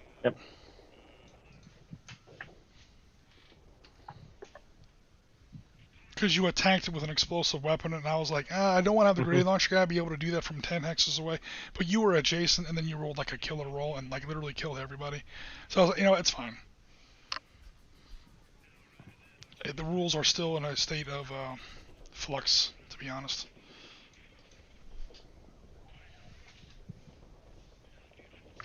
Cool. All right, thanks, Manda Pie. I just want to make sure that it doesn't, because when it stops a lot like that, Manda, what happens is it's literally not recording right. And obviously we keep this on our channel as actual YouTube content. But if it's only like hicked up a couple times, then yeah, it's actually recording for, future archives. Thanks, though. Yeah, ever since I started streaming on this newer laptop, I've had a lot fewer problems. Okay, so unless you have any movement with these 2 friendly militia here, which I don't think you do, it's up to you. Down here in India 12, the world's longest gun. No, they're gonna keep doing what they're doing. Okay, now that ends DEA movement. DEA movement, dude. Interpreter checks. You're about to interpret with a friggin' flare. No one's adjacent to your criminal informant. Medic checks. Nobody's wounded. They're either okay or dead. Okay, we go to firearms combat. So we'll start in the north and work our way south. You totally do see these guys. They do have cover and concealment, But you guys totally see them, and they are in range. So we'll do them. Cool. We will start, I guess, with the. Well, I don't know. Which guy do you want to start with? We'll start with the sniper. Okay, the sniper. Does he want to engage the submachine gunner or the pistol guy? The submachine gun. Oh, Jen! He's deliberately trying to murder your figure. This is the one that Jen commissioned with that absurdly ridiculous paint scheme on his shirt there. Okay, so a D12 plus 1 versus my 2D6 plus 1. Cool. What did you get, sir? 10 modified 11. I don't even need to pick up any plastic. Because I can roll all the D6s and add one I want. I'm never going to get that roll. Boom. Next we go to 2 assault rifle guys. 2D10. Do not add 1 because you're not point blank. 3 and 5. Okay, that one might be a problem. He could survive this. I basically have to roll a 4 up, and I get 2 dice to do it with. I get a 4, which becomes a 5, and yours was a 5, or your best roll was a 5, correct? Yeah, I got a 3 and a 5. Cool, I rolled a 4, which becomes a 5, because I have a conceal bonus. I haven't fired yet, so that is a tie, and with a tie, I survive. Cool. Okay, further down, I don't think there's any actual line of sight here, because you've got woods in your way. Make sure there's nothing further out. M9 blocks over by the airport. The air shed. Oh, sorry, you've got 2 hostiles down here that still need to do some work. Alright, so I think you've got 2d6 there with the guy in the green shirt. He's firing at checker shirt. You roll 2d6, add 1 to the result. I roll 2d6, do not add 1 to the result, because I'm not concealed. Modified 3 and 4. Modified 6, he's fine. Now we have Jerry versus, are you shooting against Jerry's helper or your actual brother? They're covered in the building, aren't they? Yep, they get to roll their defense dice twice. So it's straight out 2d6 versus 2d6. Three aggressive looking people running up the road. Oh yeah, you can totally shoot at them instead. They move full 3 hexes, they get no cover and concealment bonus. So 1 dice at 1 each. Okay. So I've got 2 dice on it. So. Yep. Roll 1d6. I'll roll 1d6. First one is a 4. 5. You missed. Second one, a 1. Oh, yeah, that's going to be a miss as well. All right. He sprayed and his prayers weren't heard. That concludes your gunfire phase. Over to my gunfire phase. 1d4, 1, 2, 3, 4, barely in range. Now this guy gets a d8 for a defense dice. He's not a combat trained guy, but he is wearing body armor. So 1d4, I get a 1. Never mind, I literally can't hit him. Because even if you roll a 1, it's a tie. And I've now lost my conceal bonus. He goes down to covered. Okay, that's it for that. Those are all your guys. Oh god, this battle's actually getting a little tedious now. 1d4 versus your 2d6. I roll a 2. I don't think I'm going to do anything. Roll 2d6 if you can. Actually, yeah, you have to tie a 3. Double 2, so modified 3s, yeah? You rolled. Do I get modified or not? Yeah, no, because you're not concealed. Alright, so yeah, it's just double 2. I actually did kill him, because I rolled a 2. I moved the camera there. I moved a 2, and because I'm point blank, that becomes a 3. So I actually did get him. Alright, friendly Jerry, you're now by yourself. And, oh man, he's got 5 new enemies too. Oh shit. Alright, now you get ready to roll double d6s a lot. Okay, ready? Roll double d6, please. I will roll 1d4. 1, never mind. 1 and 6. Okay, roll again, because Evil Jerry just missed you. Now Evil Jerry's friend. 1 and 3. I have rolled a 4. That is Good Jerry dead. Oh no! These 3 guys now have no one to shoot at, so they're not going to shoot. Alright, the world's longest gun battle is finally over. Evil Jerry has prevailed versus his better counterpart, despite the good counterpart having a superior weapon. He just got outnumbered like 5-1. Okay, that will conclude my fire combat. And that's it. We go to, because no one else is wounded. No interpreter checks or medic checks, victory checks. Last turn of the game. Dun, dun, dun, dun, dun. Turn 6. Can we just say that we're still hostile? Although there was no explosion this turn. So it's hostile plus gunfire is -3. I think we're pretty much cemented to the bottom of this table now, which is, again, kind of intentional. 8 minus 2 becomes a 6. It gets one level worse, but it's already at the bottom, so no worries. So that's your turn. Go ahead and roll 1d6 and subtract 2 from this 2 from the result. Roll as high as you can. 6. 6 becomes a 4. No new militia. Cool. Yeah, once the battle gets to this level, once you get down to the hostile, it's literally just, can I keep it from getting worse? Which you successfully did.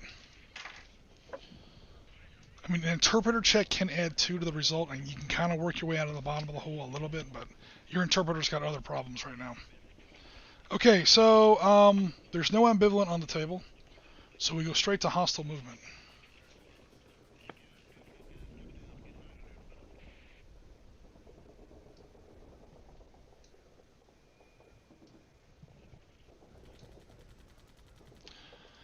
Alright, I actually have to keep track of this a little bit. There's going to be 2 groups of people in this hex with different cover statuses. 4 of them are going to be concealed, and 2 of them are going to have cover. The ones that moved have cover of concealment. The ones that did not move have concealment.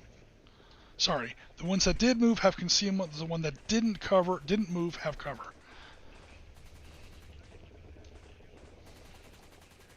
Oh no, not the plane.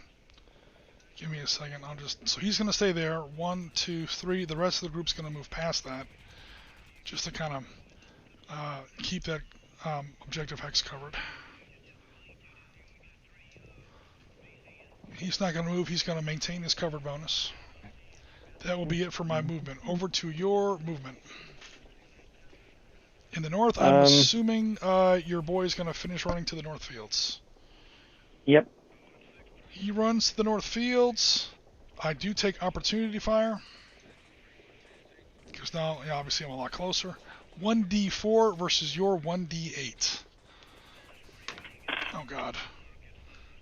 2. 8. 8. I missed. And awesome. Next we go to, are either of these 2 gentlemen going to move? No, they're going to stay on Overwatch to support Esteban. Cool. And now we go to this big group down here in the center, in India 9. They're going to move 1 south. Cool. I will again take a ton of opportunity fire. I have a chance to tie the game, because right now it's 1-1. I've knocked down one of your guys, you've blown up the processing plant. You're obviously going to blow up the north fields. I literally can't stop you at this point, but per the turn sequence. If I kill one of your guys here, I will tie the game. It'll be 2-2. But now you've only moved 1 hex, which is -2 your normal movement rate, which means that these guys get full cover. All their defense dice are twice. They're all combat operators, which means they all get D10s. All your defense dice for those 4 figures are 2 D10s. That's going to be really tough to beat with D6s. Even though I get to add 1 because I'm point blank. But we'll see. Alrighty, so that will wrap up your movement. We then go to gunfire phase. Well, the first thing that happens in the gunfire phase, Esteban does his job. This is why the government is protecting him from Los Pepes. Boom! 2 points to the DEA player. God damn it, that's not what I meant.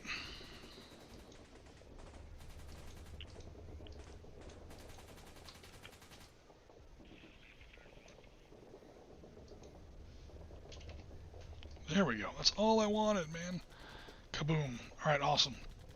That's 2 objective X's destroyed.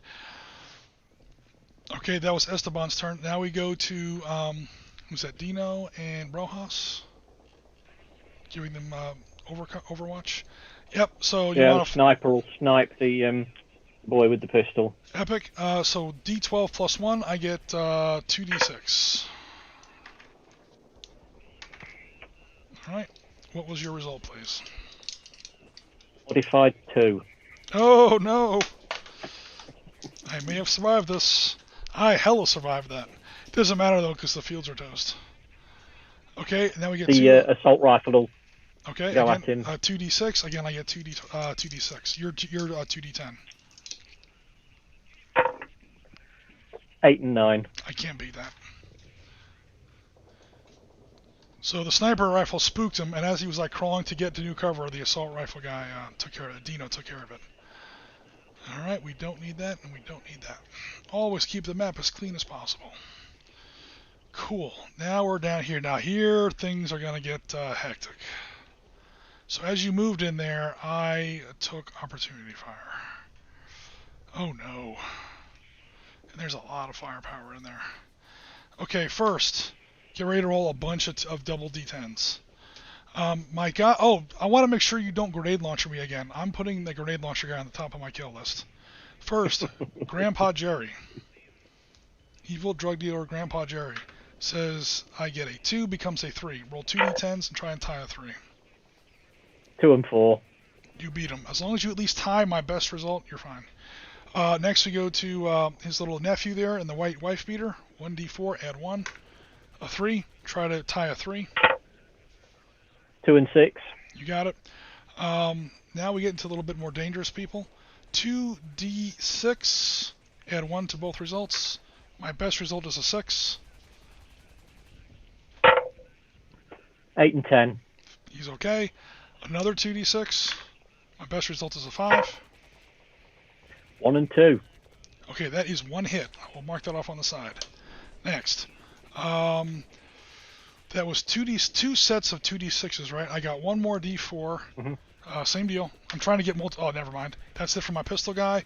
And the last guy to shoot is I have the guy in the white t-shirt with the assault rifle. Or is that a light machine gun? Assault rifle. Modified 7. A 1 and a 6. The 6 does still get hit against my modified 7. So Baker was hit twice. Alright, roll 2d6, roll as low as you can. Hey, Sitrep Podcast. Oh, no. Oh, I think he's fine. He got the wind knocked out of him. He's got 2 big holes in his body armor. But 1 and a 3 is no game effect. Yeah, operators are badass. Meant to be. And you see how difficult their mission is. You see they have to literally be everywhere at once. They're always outnumbered. They always have to come at the enemy, which means the enemy usually gets opportunity fire first. Okay, so now we go to your gunfire. We finish your gunfire phase. Are you starting off with your grenade launcher again, or are you going to give somebody else a turn to play? Yep. Nope. Grenade. Baker says. Pissed him off. Yeah. So Baker's running through the jungle. He takes 2 in the chest. He looks down. He's like, "Goddamn body armor." He's like, "Oh, you literally just shot me, right?" I'm reminded of Blade when the cops shoot him in the body armor. Motherfucker, you out your damn mind? Now he's gonna fire a grenade launcher. You know how much the ceramic plates cost? All right, 1d10. You get to add 1 to the result. He's still a bit winded from the from being shot twice. He got rolled 1 roll, scored 2. So, hold on. You rolled a 1, became a 2? Yep. Okay. You can still kill some people. I have to roll 2 d6s. It's not likely, but let me see. Grandpa Jerry's fine. Jerry's nephew's fine. Now the other guys are literally unkillable. They only roll 1 defense dice, but they roll 1 to the result. So even if I roll a 1 and becomes a 2, that's a tie to your 2, we're fine. Alright, so the grenade launcher is kind of a dud. Now we go to everybody else. The saw gunner. He will target Jerry for the win. Yeah, Jerry Evil Jerry just killed his brother Amanda. Good Jerry. So Vader beat Luke this time around. The only problem is that now he just ate a grenade from Baker, although he survived that. He basically kicked it out the window. It's a wild game down here at the bottom of turn 6. Hello, Sitrep Podcast. Thank you for joining us. We are just about done. We're on the bottom half of the last turn. We're pretty much there. Okay, so you have a sniper, assault rifle, and a saw gunner. Connor, Thorne, and Atkins. Sitrep Podcast, you weren't here before. Thorne is named after Russell Crowe's character in Proof of Life. And up north somewhere we have Dino, who is your favorite guys. What's his name? David Caruso, his character in Proof of Life. Okay, so who do you want to shoot first, besides Baker, obviously? So we fired him. So then the saw will fire at... He's got plenty of targets. two of the assault rifles. Okay, both assault rifles have the conceal bonus, so actually 3 of the assault rifle guys have conceal bonus. Yeah, the guys in this house, some of them moved, some of them didn't, so they have slightly different cover states. But they only roll 1 defense dice, but they get to add 1 to the results. So, alright, you're going to roll 2 of them against, 2 dice against each target? Yep. Cool. Make your first roll with 2d8s. Add 1 to the result because you're point blank. 2 and 5. Modified. Okay, 5 is the number I got to tie. 1d6. I get to add 1 to my result. 3 becomes a 4. Tango down. The other 2 d8s. Modified 3 and 4. Modified 4. I got to beat a 4. I got to tie a 4. I get to add 1 to the result. So basically I need a 3 up. 6. He survived. The second guy missed. Or you missed the second guy. First one's down. Okay, then we have Atkins the sniper or Thorne the assault rifleman. That's actually like your team leader. That's Russell Crowe. Yep. Sniper at one of the assault rifles. Okay, he gets to roll a d12 plus 2. He gets plus 1 naturally. He gets to add 1 to that because he's point blank. So d12 plus 2. Modified 4. Wow. Yeah. That's what I was thinking. That's what I was thinking. Oh, no. Alrighty. He survived that. He missed. Okay, Thorne, it's up to you. 2d10, add 1 to, or 2d10, add 1 to both results. How many guys do you want to engage? 1 at each of the remaining assault rifles. Okay.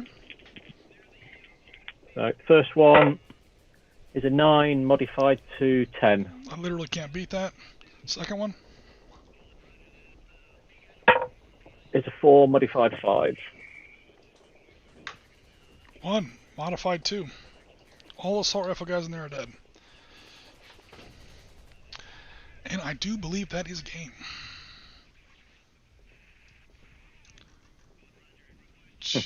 DEA combat arms, Delta Force combat arms, fine.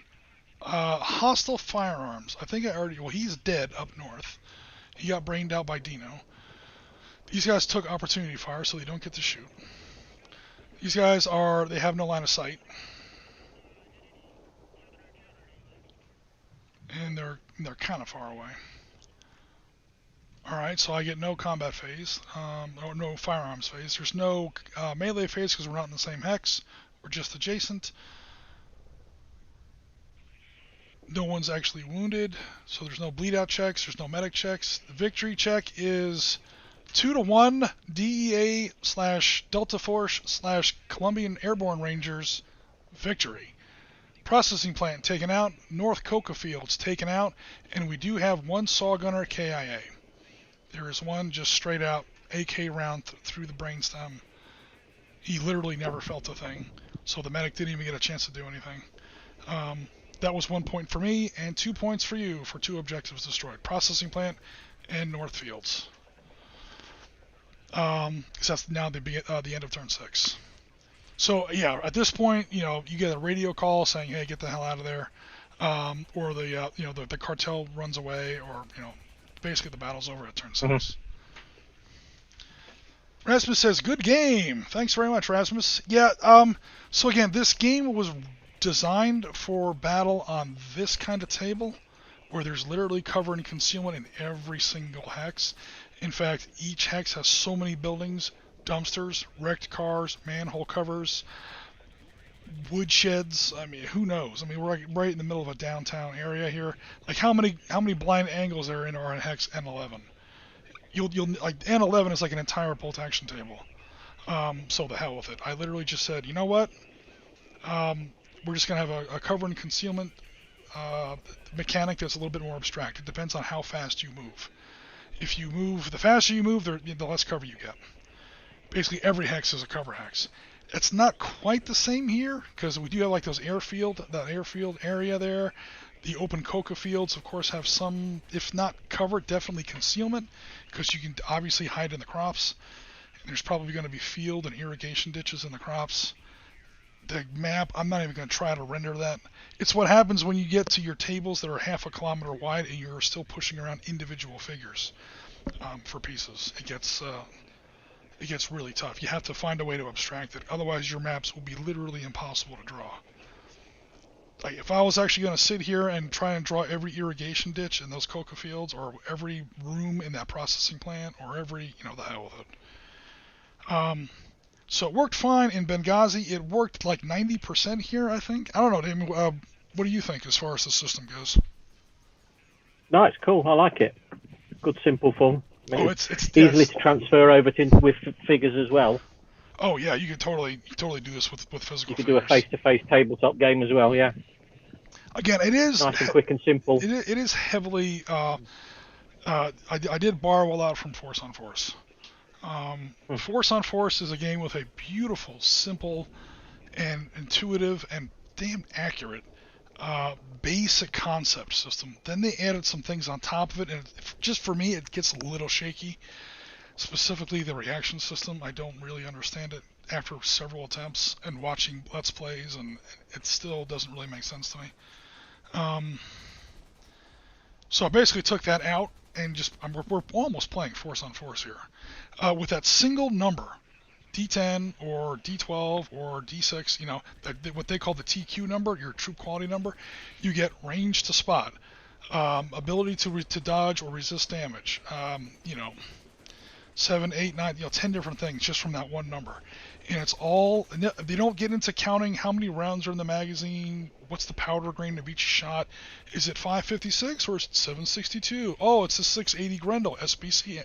They don't get into any of that shit. It's assault rifle, machine gun, pistol, so on and so forth. What matters is the guy behind the trigger, the quality of the men. And since Force on Force is specifically designed for modern combat, where the fire and the game is very, very asymmetrical, troop quality is everything. Almost every major conflict that you see after 1945 is a small number of badasses versus a big mob of goofballs. Much more than you see in World War II. Everybody in World War II was at least an army. Unless you count like partisans or something, It might be a good army versus a bad army, but they were at least wearing a uniform. They had some kind of training. Post-1945, that's not the case. It's cartel guys, it's Russian mobsters, it's, Taliban, it's Libyan militia, it's Al-Qaeda, it's, who knows what. With some exceptions. Iran, Iraq, when you fight the NVA in Vietnam, you're up against an actual army. If you go back to Korea that far, yeah, you're actually up against real armies. But by and large, it's, stuff like this, where it's going to be, the epitome of few versus many. So yeah, Force on Force works great for that, and I steal from the best for this game. Now, of course, I added my own stuff to it, and I took a lot out, because I was trying to build something that would run very, very smooth on stream. This is a game made for stream, so it's quick, easy, you play a whole game in 2.5, 3 hours, boom, you're done. So, how about the audience? What did the audience think of that? Where can I find more about the Force on Force game? Force on Force is great. You might be able to find the PDF for it. It's produced by a company named, I think it's Ambush Alley. Ambush Alley is the name of the company. It was done in conjunction with Osprey. Osprey did all the artwork for it, and our friend Piers Brand actually did a lot of the writing for it. So the same guy that wrote Battle Group might explain why Oriskany is a fan. Anything with Pierce's brand writing in it is going to be pretty damn epic. I mean, I'm not like a fanboy or anything, but what can I say? The guy does his homework and he writes good games. He has or pretty much that whole writing team has a knack for paying attention and emphasizing what's important and leaving out the stuff that's not important. Like, how many bullets are in the magazine or whatever. Look, it's what's important in modern warfare. Like you don't see this mechanic in Battle Group. Battle Group, it's a little bit more like almost Flames of War sort of traditional stuff.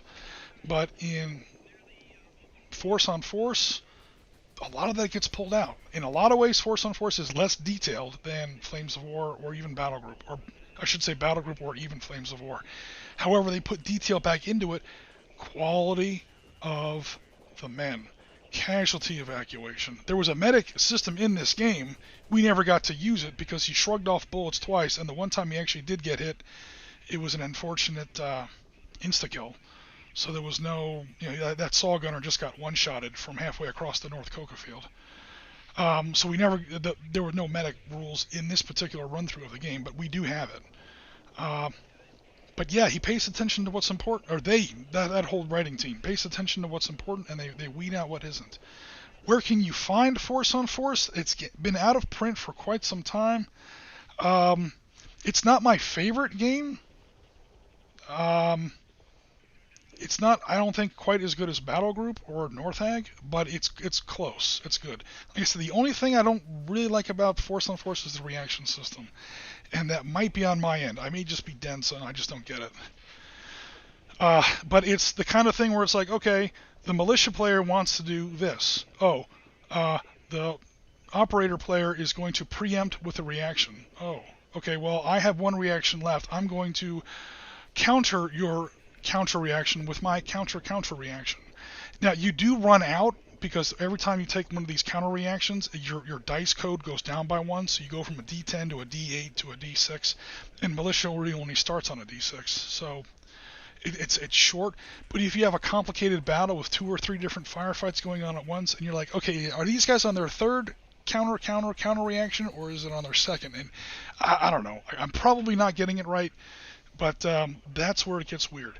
The best thing about Force on Force is, again, the troop quality number. And if you play Force on Force, if you can find the rules, the PDF, again, I think the game's out of print, but the PDFs are floating around. I think you can also maybe even get the PDFs on Wargamers Vault or something. Because the game is unfortunately out of print. They have about 8 different source books, going from as far back as the Indochina War all the way up to Enduring Freedom in Afghanistan. They have a theoretical World War III book, so you can do Team Yankee type scenarios. It's usually a 2 or 3 foot table on a side, individual troops, no range on weapons, because your whole table is it's usually a 20 millimeter game and you have a 3 foot table. So yeah, assault rifles shoot across the whole table. But there's usually a lot of terrain on the table because most modern battles are either in jungles or in cities. So lines of sight tend to be short terrain-wise. But my favorite part of that game is if you are playing a scenario that is truly asymmetrical. In other words, it's not Russians versus Americans theoretical in Russia, or Iran versus Iraq, or U.S. Marines versus NVA. Those are all technically armies. One side might be better than the other, but they are still both armies. But if you have U.S. Rangers versus Somali, militia in, Mogadishu, 1993, they have that source book, by the way. You are literally playing 2 different games. That's one of the very, very, very, Oriskany means very few games that understands the term asymmetrical warfare. Very, very few people actually get what that word really means, or that term actually means. You'll read the Force on Force main book, you'll get about 3/4 of the way through the book, and then the book ends. And you turn the page, you're now in another book called, oh, now that we've learned how the game works for armies, here's how it works for militia. When you're up against a militia player or an insurgent player, I think they called it irregulars. If you're up against an irregular player, the irregular player and the regular forces player are literally playing two different games on the same table at the same time. Different objectives, different methodologies, different ways rules work, different rules of engagement vis-a-vis civilians, different case-evac rules. Basically, the militia doesn't have case-evac rules. It's actually kind of beautiful. It can be a little confusing because, again, you're literally playing with two different rule sets at the same time. But and yes, two sides can win. Two sides can totally win. Pick the example. Tet Offensive in Vietnam. Both sides totally claim to win that battle, and both sides are totally right. Because both sides are literally playing two different games. Mechanically and everything. And yeah, you can wind up with both sides winning. Or at least, considering themselves to have won. So yeah, it's a great game. Highly recommended. Not like battle group level as far as Oriskany recommendation goes. I don't think the game is perfect. But it is good, especially for moderns. Anything after 1945, it's one of the few games that gets asymmetrical warfare even close to correct. Although I haven't played Skirmish Sanguine and I haven't played Spectre, so I there may be others out there. That's just the one that I've tried. Cool. So unless we have anything else, Damon, any last thoughts or?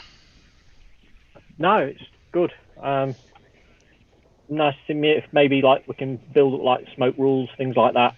Oh yeah, that was give the special forces a bit more options, because looking at the table at the moment, I've got to start crossing open ground to get at other objectives now, and if there's enemy fire, it's going to start getting a lot more dangerous. Yeah, we got away with it in the Benghazi game because there really is no open ground in the Benghazi game. Even then, though, there were some streets, and I described that one moment in a test game where, guys had me like dead to rights, where if I tried to cross the street, I was just going to get lit up. I basically had to shoot my way out of that situation. I had to like use up time. There was no smoke grenades used in Benghazi to my knowledge, and Benghazi is mostly obviously a very urban environment with short lines of sight. So we got away with it in Benghazi as a rule system, but if we're going to start to expand this out into other settings like this, at first I thought Colombia was going to be fine because Colombia is obviously very densely covered by jungle, but the specific areas that were being hit were areas that had been cleared out pretty heavily, i.e. agricultural areas. They were literally growing coke out there. So yeah. More open ground than I at first estimated, so I think you're totally right. Smoke grenades, things like that. I will have to figure that out to keep this going forward. Cool. All right, guys. So thanks very much for coming out. Let's see here. Get the objectives. Even the other guy gets them too. Oh yeah, totally. Even if the other guy can get them. Yep. Are you talking about force on force, Rasmus? If you're talking about force on force, the irregular player is never really required to hold on to ground, like physical, like land areas, like for objectives, buildings, bridges, things like that. Their objective is to kill regular forces soldiers. Every wound or kill on a regular forces guy is, a certain number of points. Whereas the other guy has to, secure certain objectives and keep people from getting blown up. So you can take all the objective hexes, or not objective hexes, all the objective areas and win. Meanwhile, the insurgent player can kill a certain number of your guys and also win. That's kind of, Tet offensive, that kind of thing. Yep, cool. That's a very simple example. It's just one of many ways in a force-on-force asymmetrical game, you can totally have both sides walking away smiling. So both sides can totally win and lose a force-on-force game at once. That sounds weird. Maybe it might put some players off. Like, oh, the game's not clear. I don't know who wins. It doesn't really work for tournament play, obviously. That's not going to fly in a tournament. But again, welcome to Modern Warfare. Take a timeline of 1945 to now and throw a dart at the timeline, and you'll land on a war that both sides claim they won and can actually back it up. All right, guys. So, I'll go ahead and close out the stream. Thanks very much, everyone, for coming out. We had a couple new people today. Very glad to see that. Always welcome. Again, we try to run these games every Sunday.